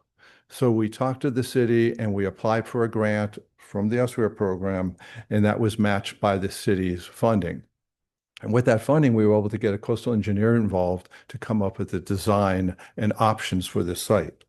Now, this is the site right here. You can see on the upper left that boat dock. That's the first northern property, and then one next to it, and then one further south. It's hard to see here, but the southern one has the old original seawall, which we think was put up in the late 30s. It's still standing. It's not very high, but it's still standing, and it's completely covered with mangroves. So it's acting like a living seawall, a living shoreline or a living seawall, but there is no protection from the infrastructure, right? Because the elevations are very low on these structures. So here's just an aerial view of the same thing. The most northern site is where Betty lives. Then the central site, that seawall was completely failing. And in fact, when it went, it took out the northern seawall with it.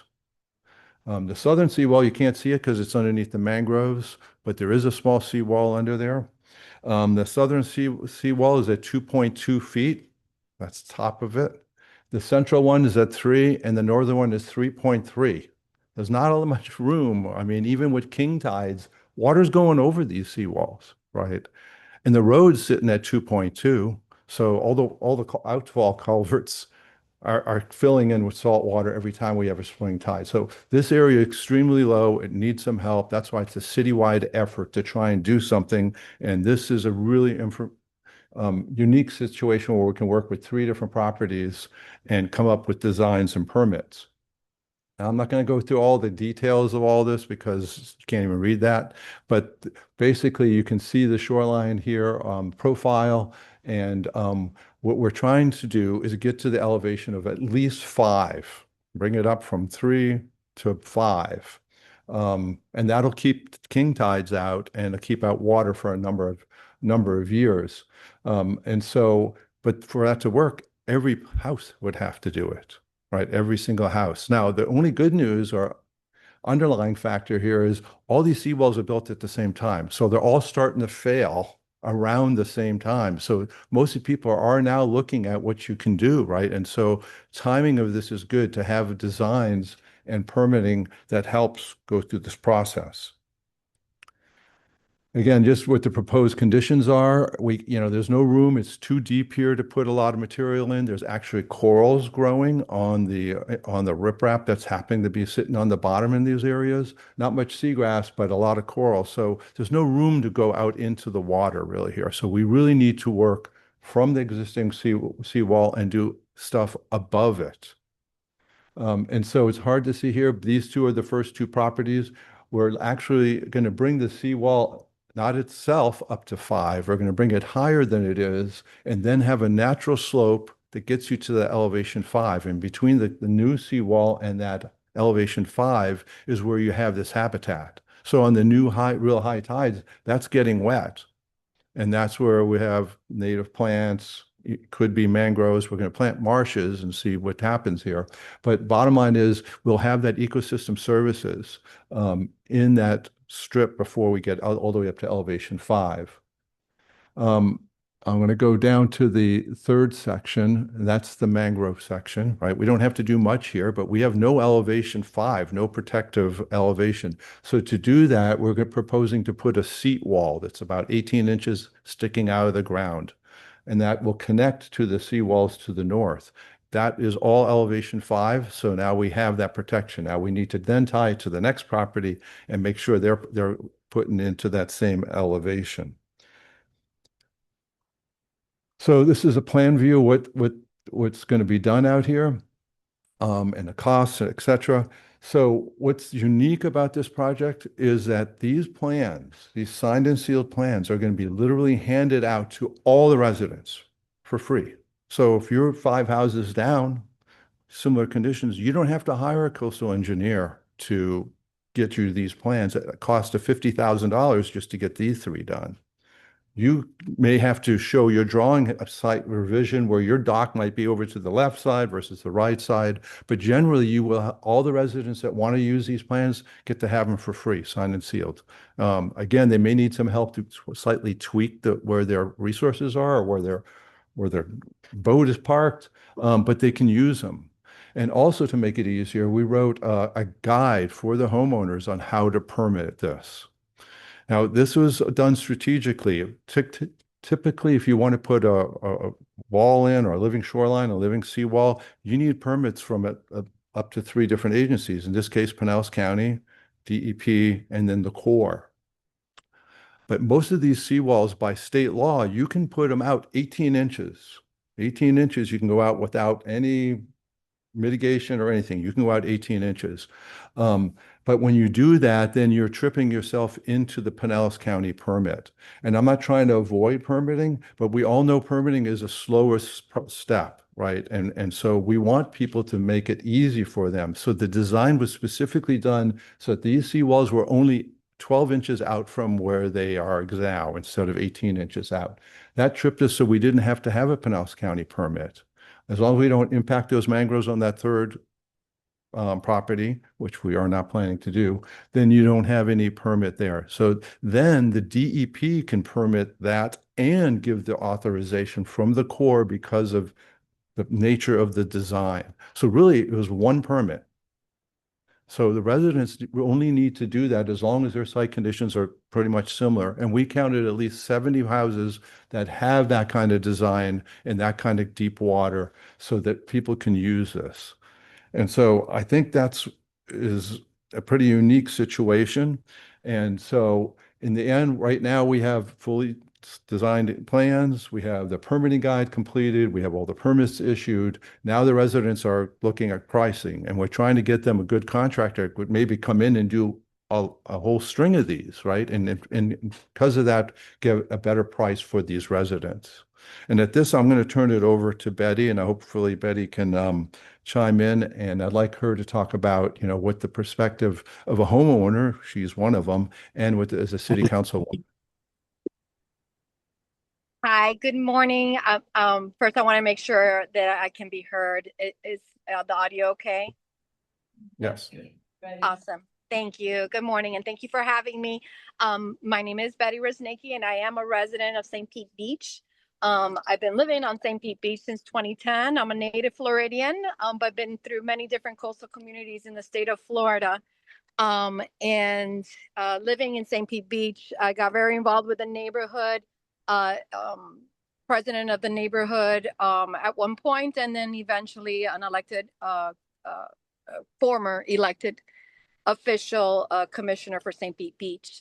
I just wanted to preface, how this all started and or what got me involved.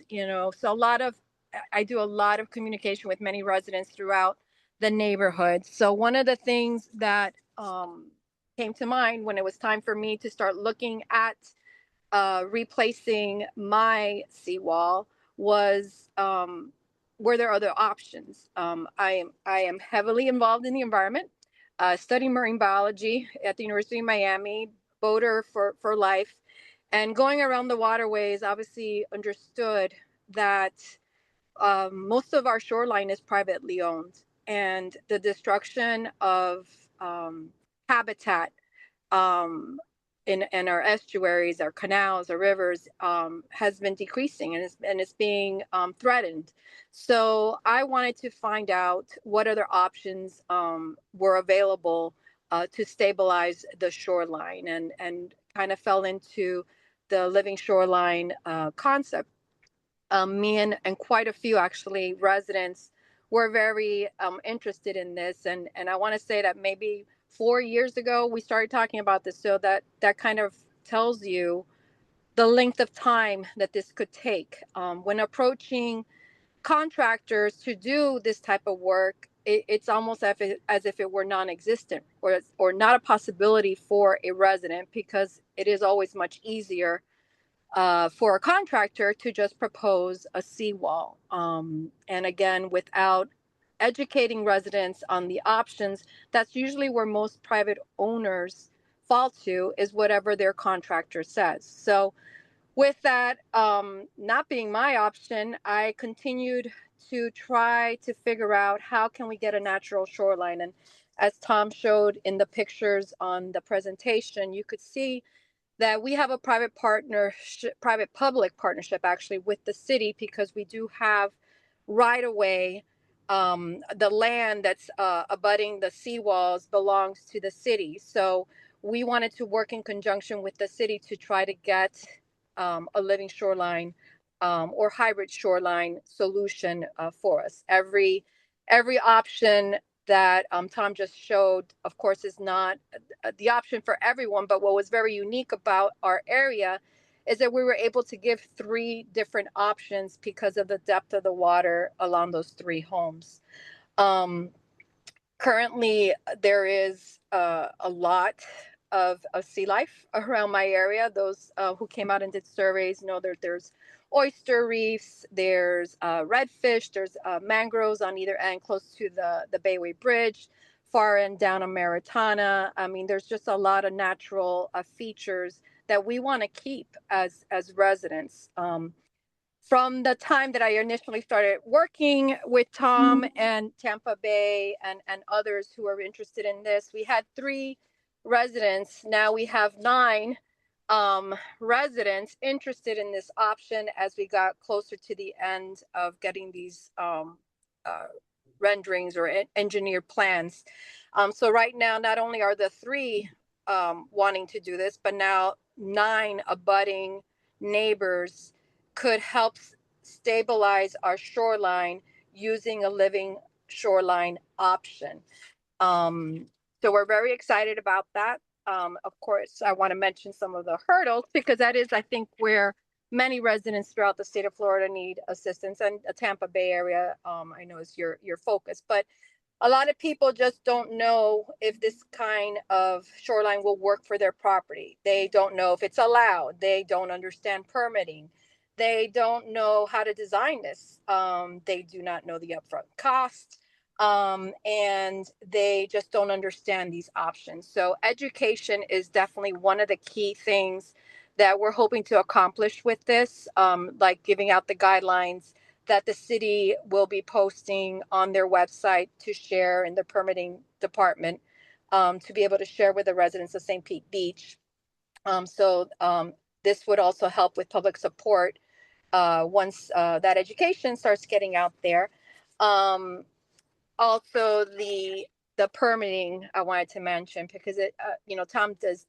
I agree. We don't want to get away from permitting, but permitting the way it is currently doesn't support the living shoreline option. Even as I hear Tom mention the 18 inches, I remember at the beginning when we were talking about this, that if living shoreline options had a little bit more than 18 inches, it could help even areas that needed more slope.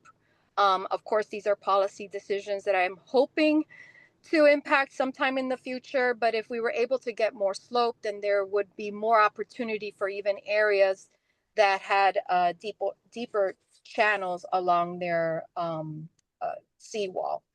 I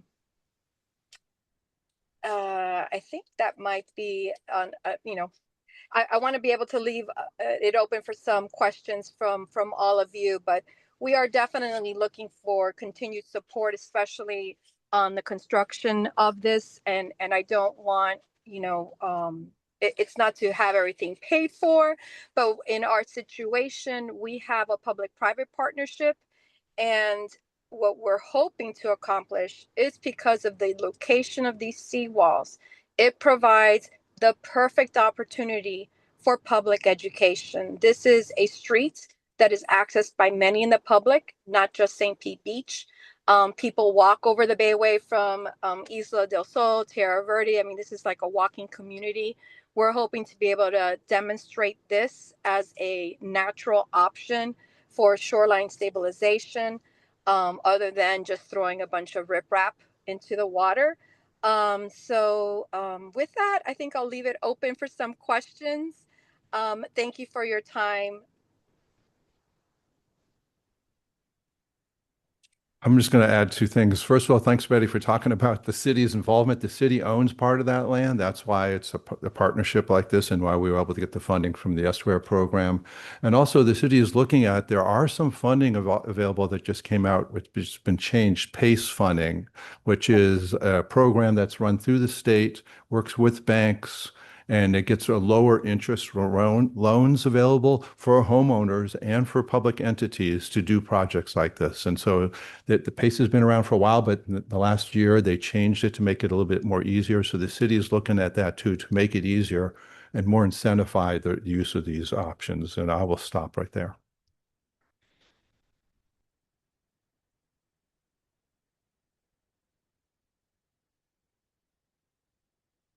Thanks, Tom. How is the city providing these kind of prescriptive plans to like online somewhere or open to all citizens, or how would a homeowner get this from your team in the states? Julie, that's a good question. And what the city's been very active of doing is bringing it up at their board meetings and at their committee meetings. We just talked about putting some of this stuff on the website, and we're trying to figure out, well, how else do we get to people that don't go to these meetings, right? Because word of mouth is very powerful. So we're just hoping we can get them to know that this is even an option, because that's the hardest part, is a lot of people don't even realize, like Betty said, that they have options. And now the city has plans and this guide. And so if we don't get it to the people, then we wasted our effort. So they're going to try and get this out. And I don't know if we have to go door to door or put flyers out, but we need to make sure everybody hears about this. And I think once people start doing it, and especially when these three go in, a lot of eyes will be on here, and that'll help at least the neighbors to see it.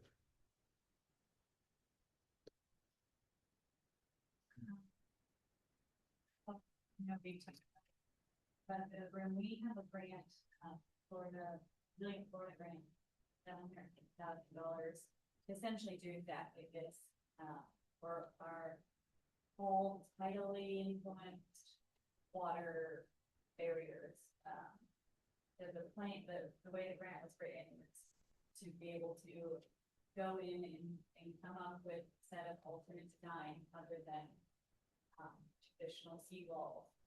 The residents could, when their seawall fails, they turn to this kind of set, say, I want to do this instead. So we don't know how much $750,000 will get us, but we're in the process of scoping this out right now. So my question is, you said that anybody can use these plans. So anybody on the street or anybody in beach, how far? Because obviously once the habitat changes, it's not going to be applicable. But how far do you think these plans stretch? That's a great question. And it's really related to the site conditions. So clear water, right? You could have 6 feet depth water. You could have a very narrow area.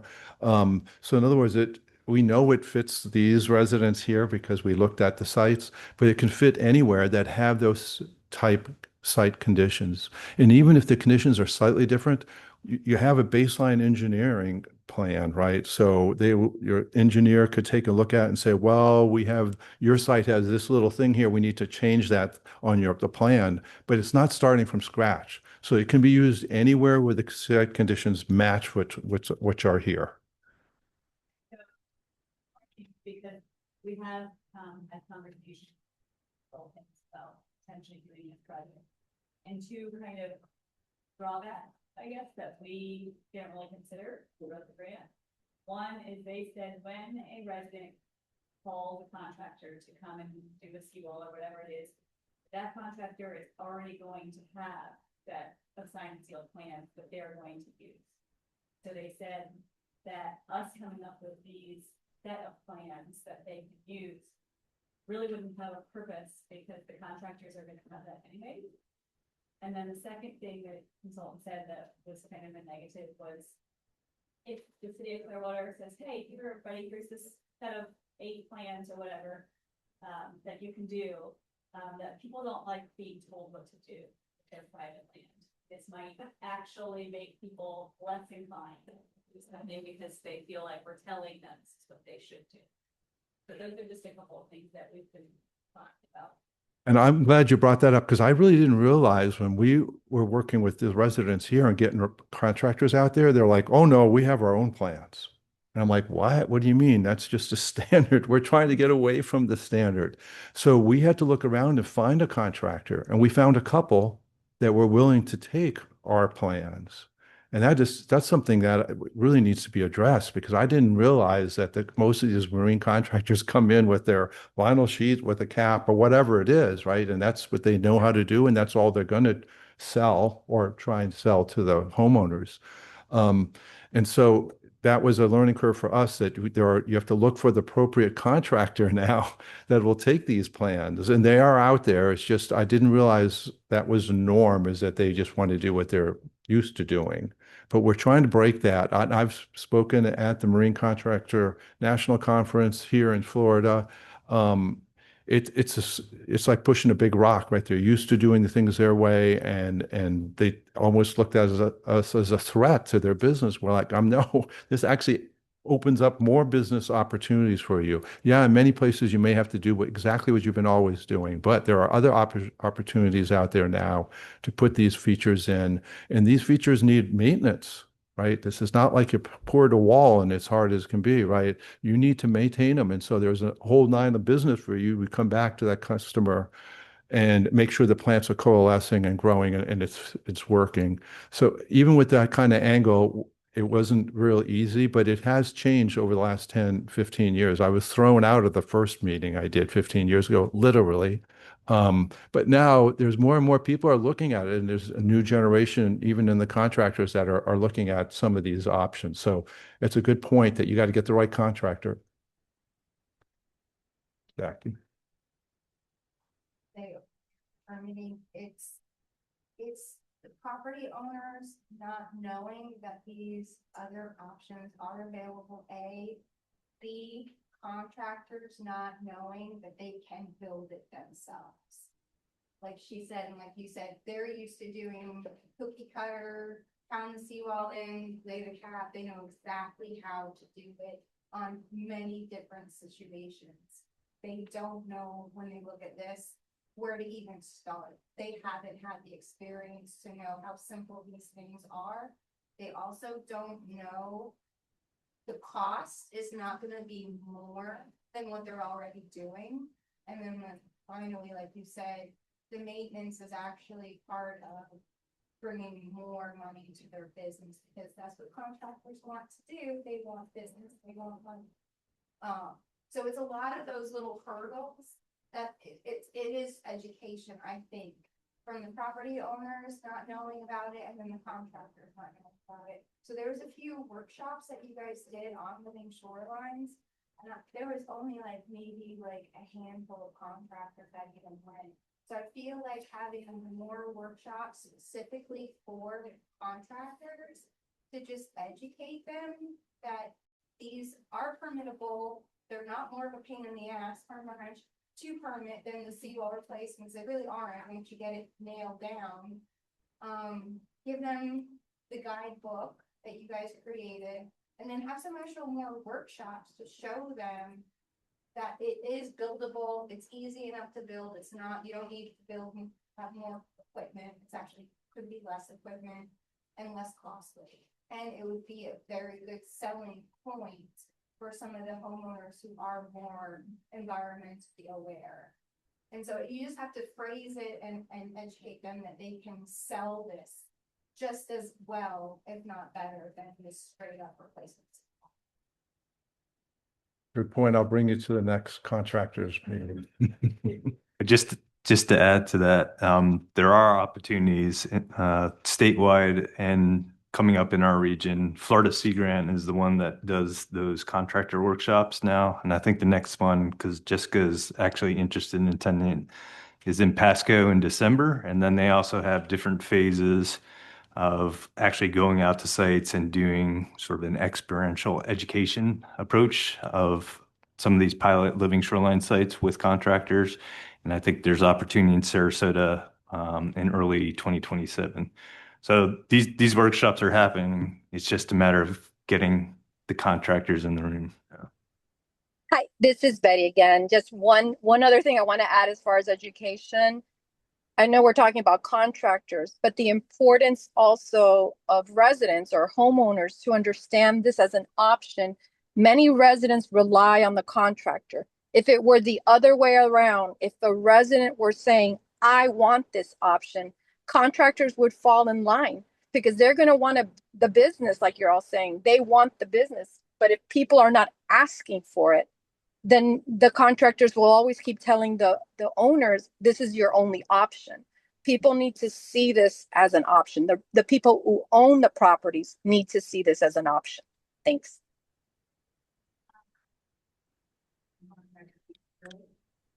I have President's cell phone number. If you want to talk to him, he calls me all the time.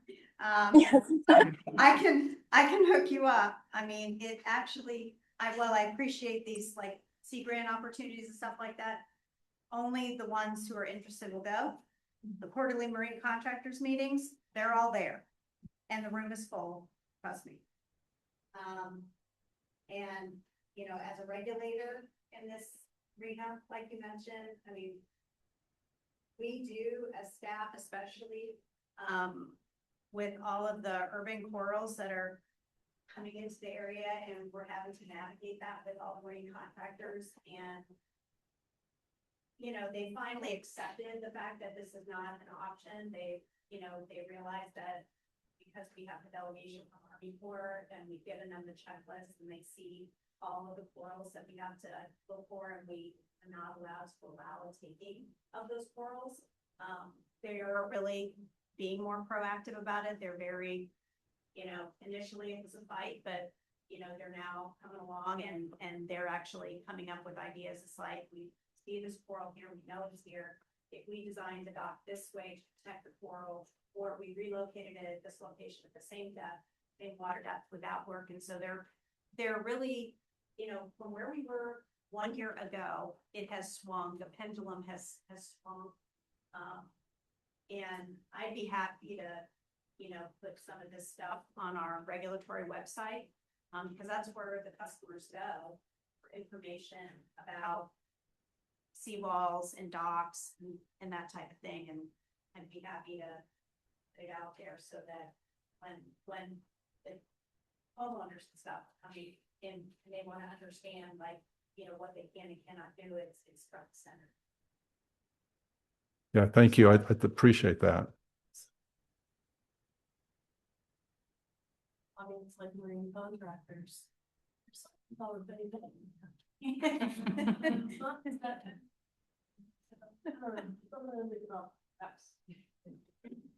And one more thought. So I think Betty made a great point about the homeowners asking for this. It's in my mind, I see it very similar to Florida Water Star, where there's all these benefits and, you know, getting the developers to change their practice. You know, they have a certain particular way that they know that they can make a certain percentage on if they sell the home, right? The formula has been worked out. So to get them to shift, but I think that Betty's point is really important to consider with if the homeowners are asking for it, that's another avenue to kind of push the contractors in a different direction. I do wonder, I hate to say the I word, but is there a benefit on insurance for the homeowners? Because that would really be an avenue to consider that I think they would, if they get some benefit on their annual homeowner insurance, that, you know, by implementing some of these strategies, I think they would be asking for this and the contractors would then really want to consider a shift. So I'm just going to throw that out there. I don't know the answer. I don't know if that answer's in this room, but that may be a point of consideration. If there's some benefit, I think that the homeowners would be very interested in that. And Viviana, that's the biggest thing. I've tried to talk to insurance companies and they're not really ready. It's unfortunate, but you're right. If we could get some kind of small break, even if it's a small thing on their insurance, people will turn their head towards that, right?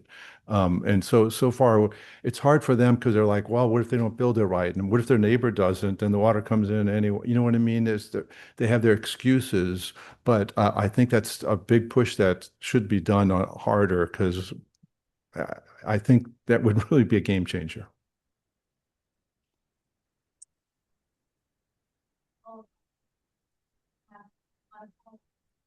So even though you have the default plan, would the homeowner still need to have like a site visit by all permitting agencies to look at the resources that are there that maybe need to be addressed?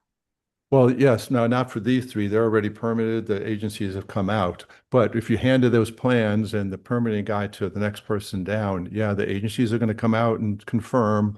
But if we're only going 12 inches out and they're allowed to go 18, there's not a lot of impacts. Now, maybe there's some mangroves that somehow should be looked at and protected, obviously, but in most of these cases, they're just pretty much seawalled. And so they'll come out and look at it, but again, there's not a lot of impacts proposed from this design.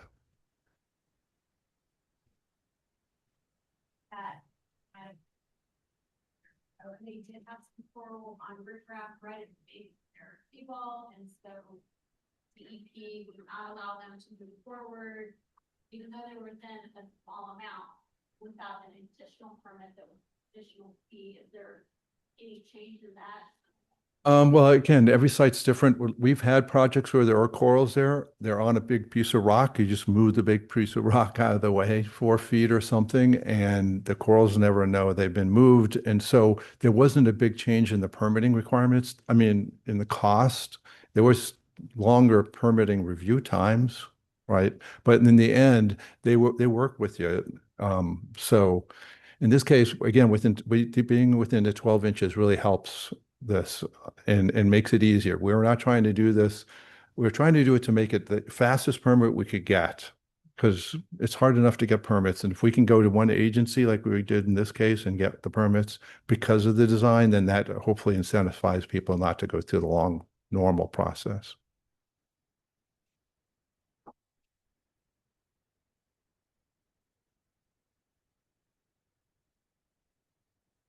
One comment, just a general idea. I feel like what we need, co-op. I don't know anybody in this room is familiar with Solar United Neighbors and how they get solar. I feel like this, they do a ton of education and outreach, and then they help people go through the permitting process.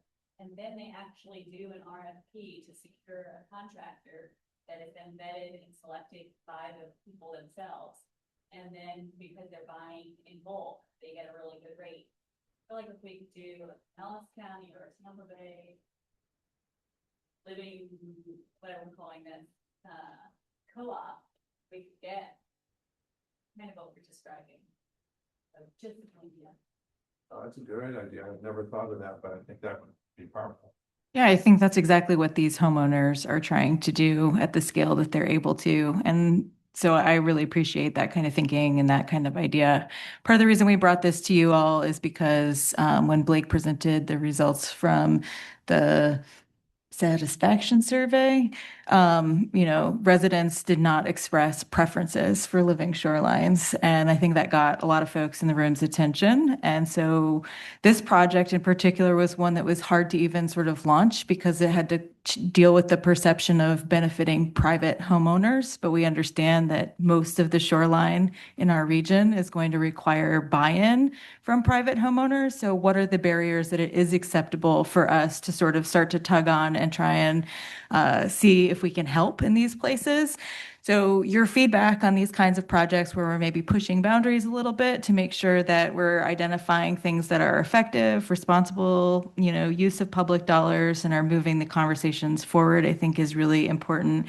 And I guess I keep hearing you all really engaging on this topic of living shoreline. So any direction you have for the program about kinds of outreach and engagement tactics and programs that we should be investing in into the future are really welcomed and appreciated because we would like to move the needle forward on this if it's important to you all in the region as a whole.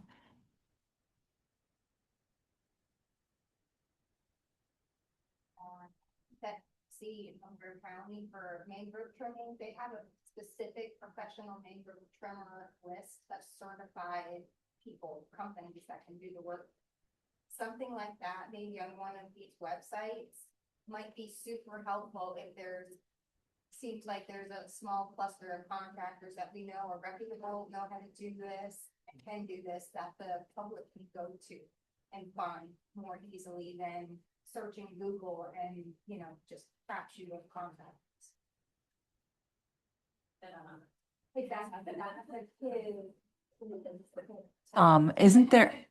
Isn't there a list of marine contractors that have gone through the Living Shoreline training from Florida Sea Grant out there? I could get that list because that class was set up for marine contractors, and every time we have it, they're the minority by far. You only have a couple each time. So I could talk to the folks and say, can we get the list of who was a marine contractor at these courses? And then contact them and see if they're willing to use plans, not besides their standard approach, because that would then create that group that people could start with.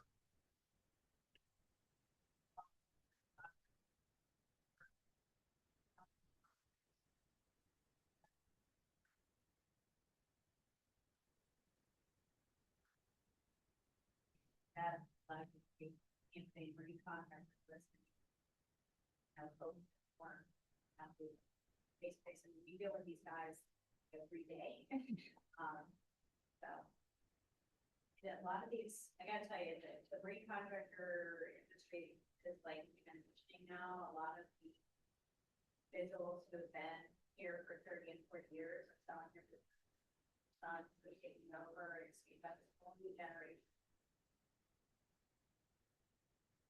What I think this project is super exciting about is that you're kind of hitting the low-hanging fruit of people that already want to put these kind of solutions in their backyards and giving them a resource to do that. And we're talking about all these hurdles and barriers, and yeah, we can take those on in stride, but we don't have to educate these people that, like our former council member on the call here, she already wants to do something, and we can provide something to help her get that accomplished in her backyard, which is visible to her neighbors, which we know people are more likely to get advice on their contractors for a successful project on their own property by talking to their neighbors. So I think this is really exciting, and thank you for providing it. And when I buy a house someday, I'll have that.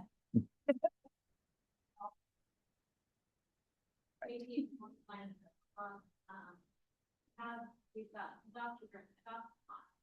adoption people or something, where you had an mystery program or items or something, you can start something like that where you could kind of have a resource.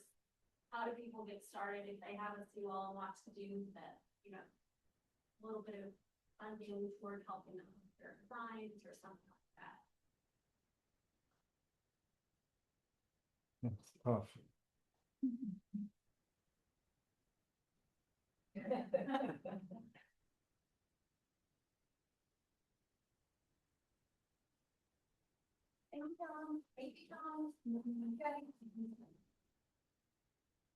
All right, moving on to information items.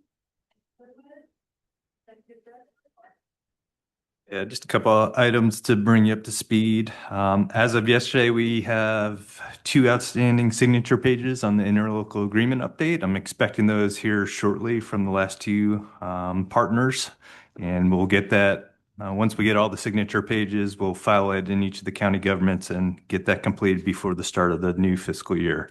So that's all good news there, and I appreciate everyone working with their individual councils, commissions to get it through the approval process this summer.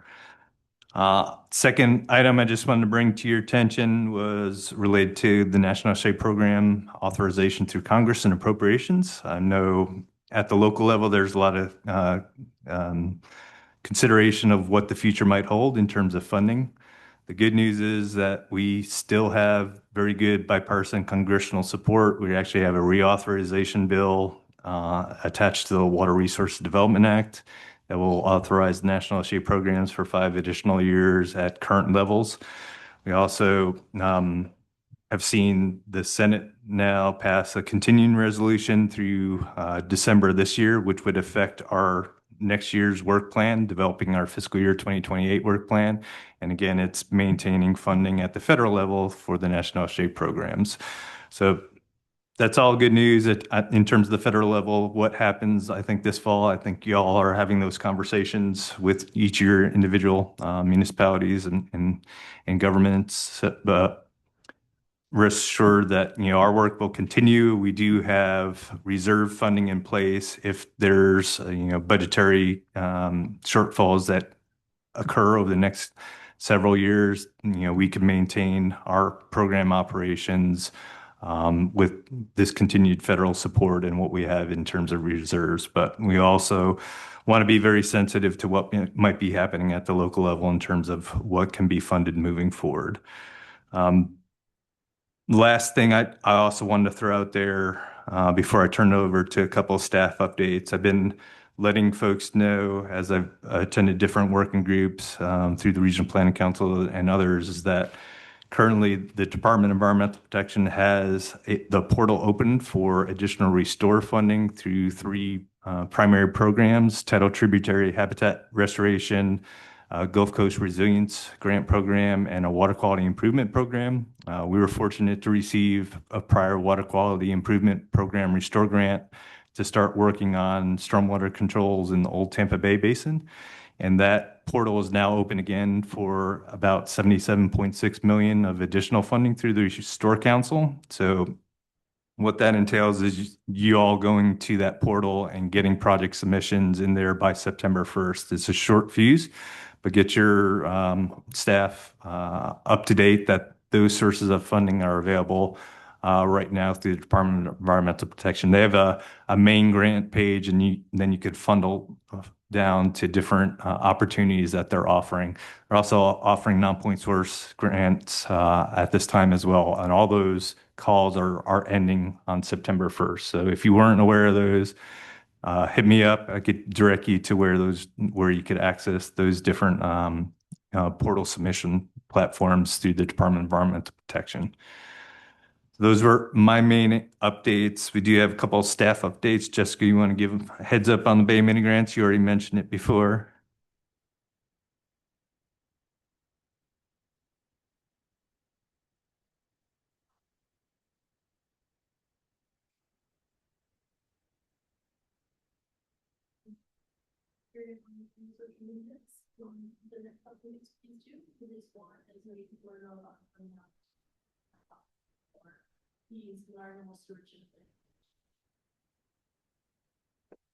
Blake, you want to give a little shout out to the community survey that's open? But so you may remember, back in 2024, we started the Tampa Bay Community Survey as a long-term way for us to regularly collect social indicators of the state of the Bay. So this question aimed at gauging the changing priorities of our community members, their attitudes about the state of the environment, their knowledge of environmental issues, as well as their sort of various behaviors and activities and all sorts of things like that. So We previously gave a presentation about the 2024 results. Those are on our website. If you want to see sort of the value of it and the kind of information you get from it.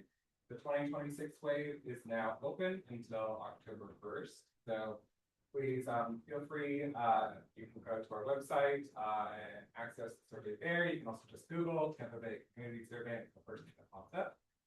So please feel free to spread it around to your organization, social media, in your networks. I'll make sure the voices of your communities are represented. Feel free to also take the survey yourself as a community member of. Shell, you want to give a preview of National Estuary Week, or you want me to do it? I could do it.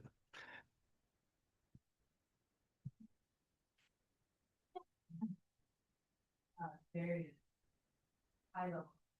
National Estuary Week, September 19th to 27th, we get doing that.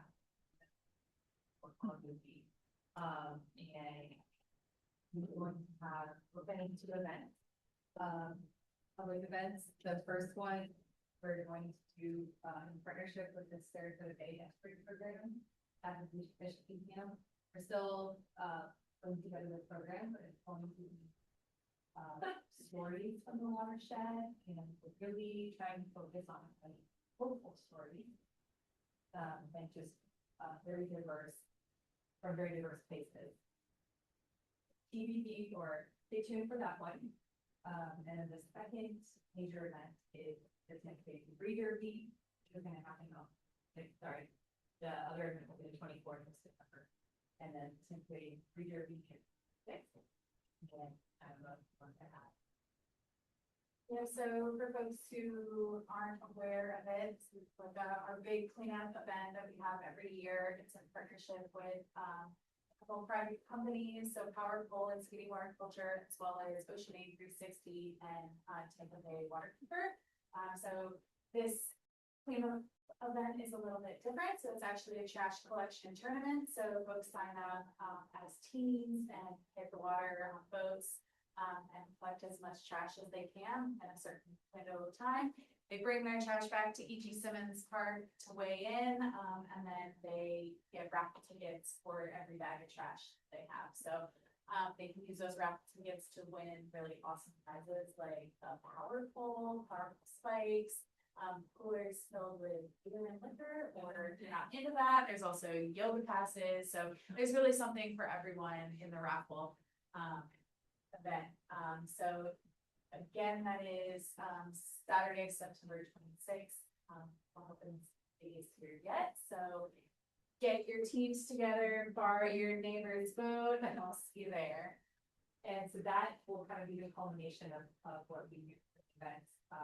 I am planning a social media campaign, so any promotion of the events or any of the social media we put out, more than welcome to share those. Yes. Yeah, the National Estuary Weeks is leading up to the 40th anniversary of the National Estuary Programs through EPA, which will occur next year. So every National Estuary Program during National Estuary Week will be holding events, and it's kind of leading up to this celebration of our 40th anniversary. So appreciate you guys highlighting that, and it's usually recognized by Congress through a resolution as well. That's all the director and staff reports we have at this point. The technical advisory committee report starts on page 16 of your packet. See a series of technical reports, a series of publications, just a few to highlight. The tire week assessment, the link is right there. So that's right in the packet. There's a report on a subject to sewer conversion project, lessons learned that might be a good topic for future tech. And to talk about that, as well as some of the other topics, especially that we've seen at the tech. So there's 2 open science projects there, as well as 7 presentations, field research, and then the committee meetings that the staff have participated. Obviously, we're heading into seagrass monitoring season, so there'll be a lot of work in that and training and So thank you to everybody, all of the counties that are involved in that. Appreciate everybody's hard work and collecting that data, and really hot out there, so. Can I add Yeah. one more comment? So just to let everybody know that might be represented in the Old Tampa Bay Basin, we were having a working group meeting on August 31st, and our contractor that we've been working on the Tampa Bay Stormwater Controls Project will highlight about 16 or so project site areas where they've identified to potentially advance towards full permitting and design of hopefully a larger scale stormwater retrofit that will have nitrogen load reduction benefits for that basin. So anyone as part of the Old Tampa Bay Basin in the Nitrogen Management Consortium, we'd love to get you at that meeting on August 31st. And, well, I can't give a lot of details on it. There's a potential opportunity for Pinellas County to, acquire a 20-acre parcel, that is in the Alcoa Canal, and, we're working very hard, probably next days, we'll know whether this comes to fruition, but the plan for that property is a large stormwater facility. So, I'm really excited about that opportunity. This kind of fell into our laps literally, and so fingers crossed that we're able to do that. We can still fed into and here as part of it.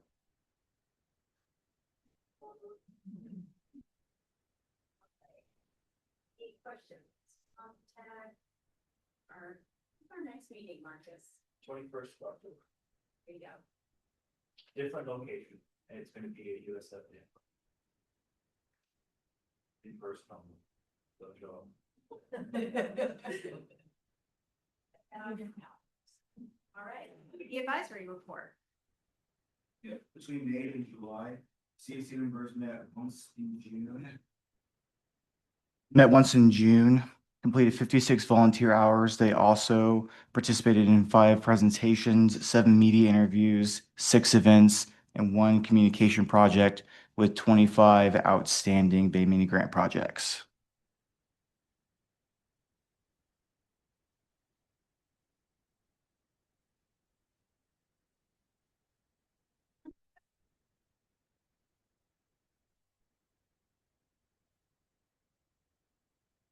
All right, Maya, additional packet information? As always, the dashboard is available for you to see the progress of all of the different projects that we are collectively managing as a staff, from the work plan projects to other funded sources as well. So if you'd like to dive any deeper into any of that information, please feel free to reach out to me. You'll also see proposed meeting dates for 2027.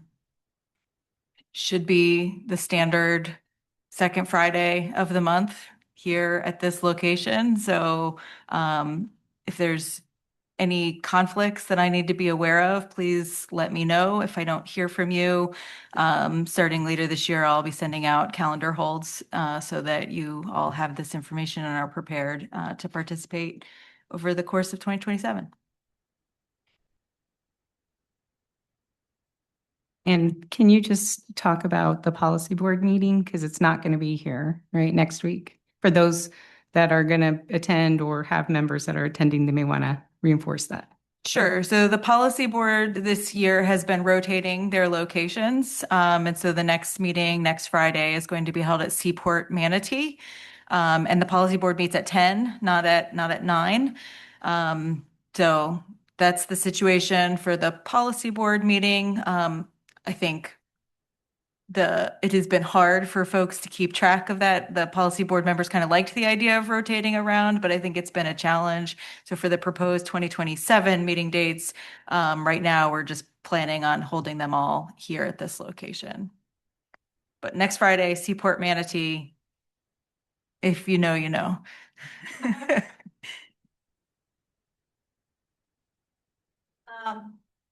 Since we're a little early, anybody want to like a round table and just share anything that you have going on that you'd like the group to know, or projects that are to fruition? Education and outreach.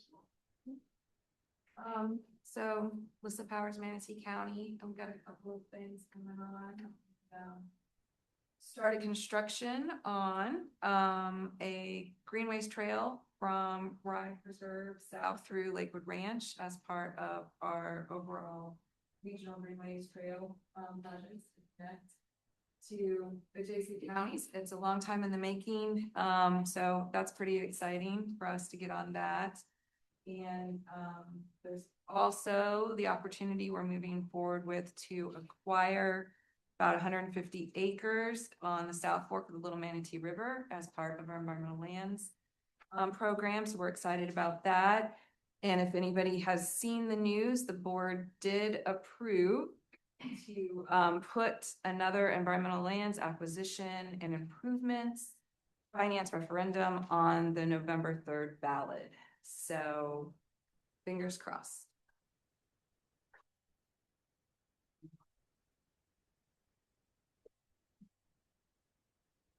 We got another little bit of good news for Old Tampa Bay.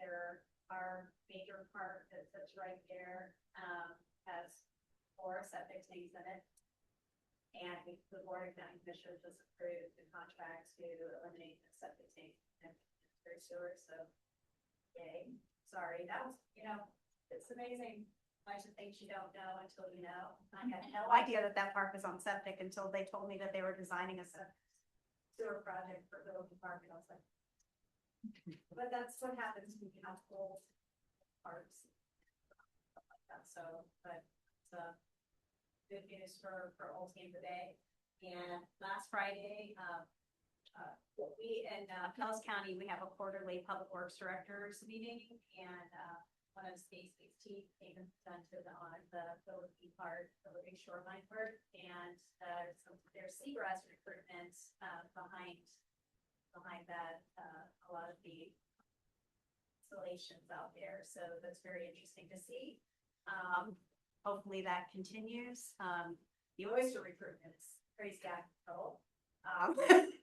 It's like you can see it from outer space now. Crazy out of control. But more importantly, seeing the seagrass recruiting behind it is exciting. So hopefully we a great presentation. Just a very nice job. Anything going on, David? Put you on the spot. Yeah. Let's see, not that much with the Bay. The county broke ground on its One Water campus, which is going to be a new wastewater plant for South County.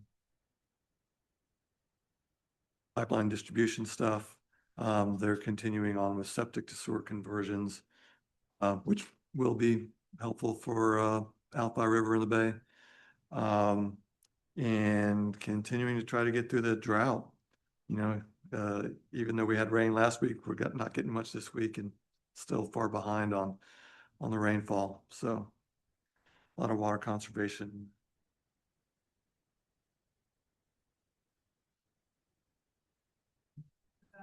Here on really that's where the meeting started. That's exciting.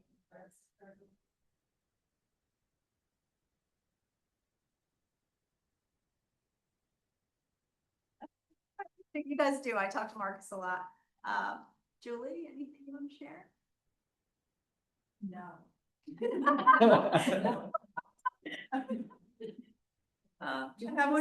So yes. Are you talking about the Giovanni? Yeah. City of St. Pete residents will vote and I mean, it's gonna go forward. So in November, City of St. Pete will vote on this GEO bond, and it's $60 million essentially to push forward capital improvements for resiliency at SPAR, safety, agile resiliency projects, and geared towards flood reduction, and environmental benefits. All projects completed in this SPAR as of right now have been already identified in our stormwater master plan and other plans. And if that moves forward, then we'll have extra money. push those things forward more quickly. Holly in the newspaper too. She's all about all of the things. I just completed the installation of a bath box in the Cypress Creek watershed, which actually contributed. So very happy about this, and actually it was a T-bird, partially. Remember to get your context into the portal for redemptions. I had problems with the portal, with my portal problems. Nobody gonna ask you about Weeden Island and Shelby. Yeah, right. We turn off for it. Thank you. I mean, I know that, this is at a critical mass of the pain point. Trust me, when I heard about this staff member, I like, what? I do think we'll find a path forward. You know, I do think, I think we're gonna do everything within our power to find a path forward to support of those facilities, at least for fiscal year 27. Obviously, the ballot initiative will have a lot of, you know, for everybody, it's going to affect everyone in our parks department. Their operating budget, I think, is about $29 million a year for all the regional parks and reserves. And it's all, most of it is general fund, meaning from metro. So we are, my understanding is, you know, those conversations are happening with the state of Florida as to, are there opportunities to, you know, to get some revenue. I know that we're not the only county in the state of Florida that is managing state park land. So I'm sure we're not the only ones that are going to be asking. So,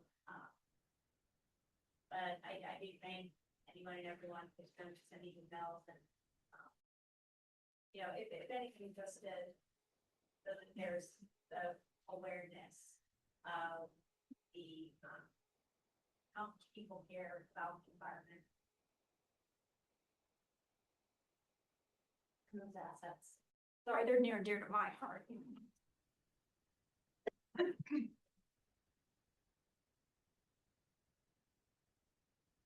All right.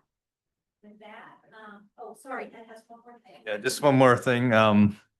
We've been actively engaging with the Department of Transportation. If you're not aware, the Courtney Campbell Causeway is currently under a PD&E study.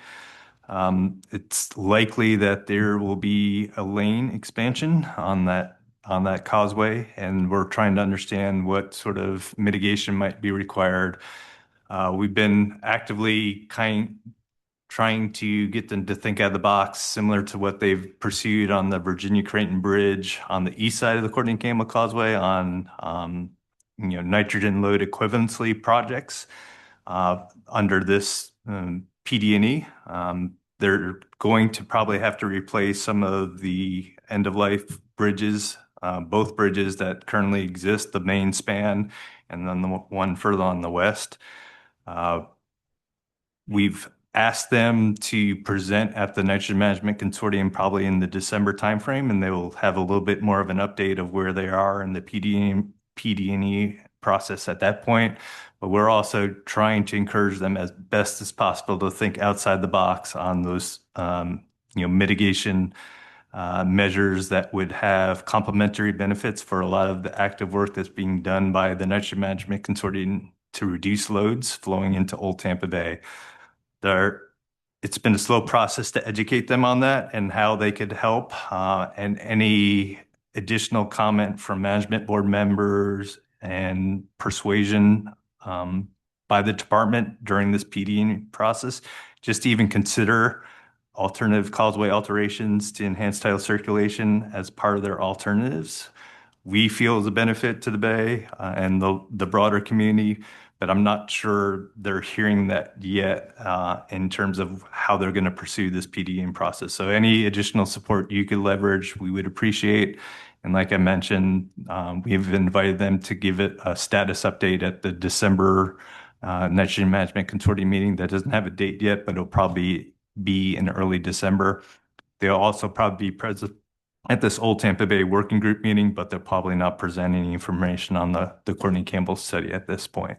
So just wanted to put that on your radar, that, we continue to have those discussions, trying to look at sort of these complementary measures that we know are going to have synergistic benefits as you guys continue to do the work related to nitrogen loads in the Old Tampa Bay segment. So just putting it out there. More to come on that, like I said, later in this year. But if you're involved with those discussions with the Department of Transportation, we've been working with City Clearwater as well, because they're pursuing a Cooper's Bayou project that will interface with the Courtney Campbell PD&E.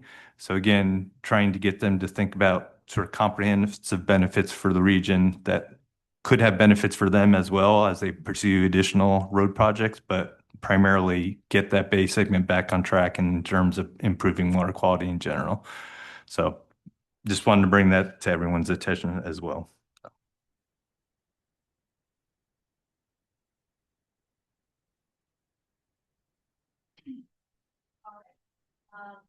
Next meeting is scheduled for November 13th, 2026. Check the calendars right here at this group. With that, meeting is adjourned.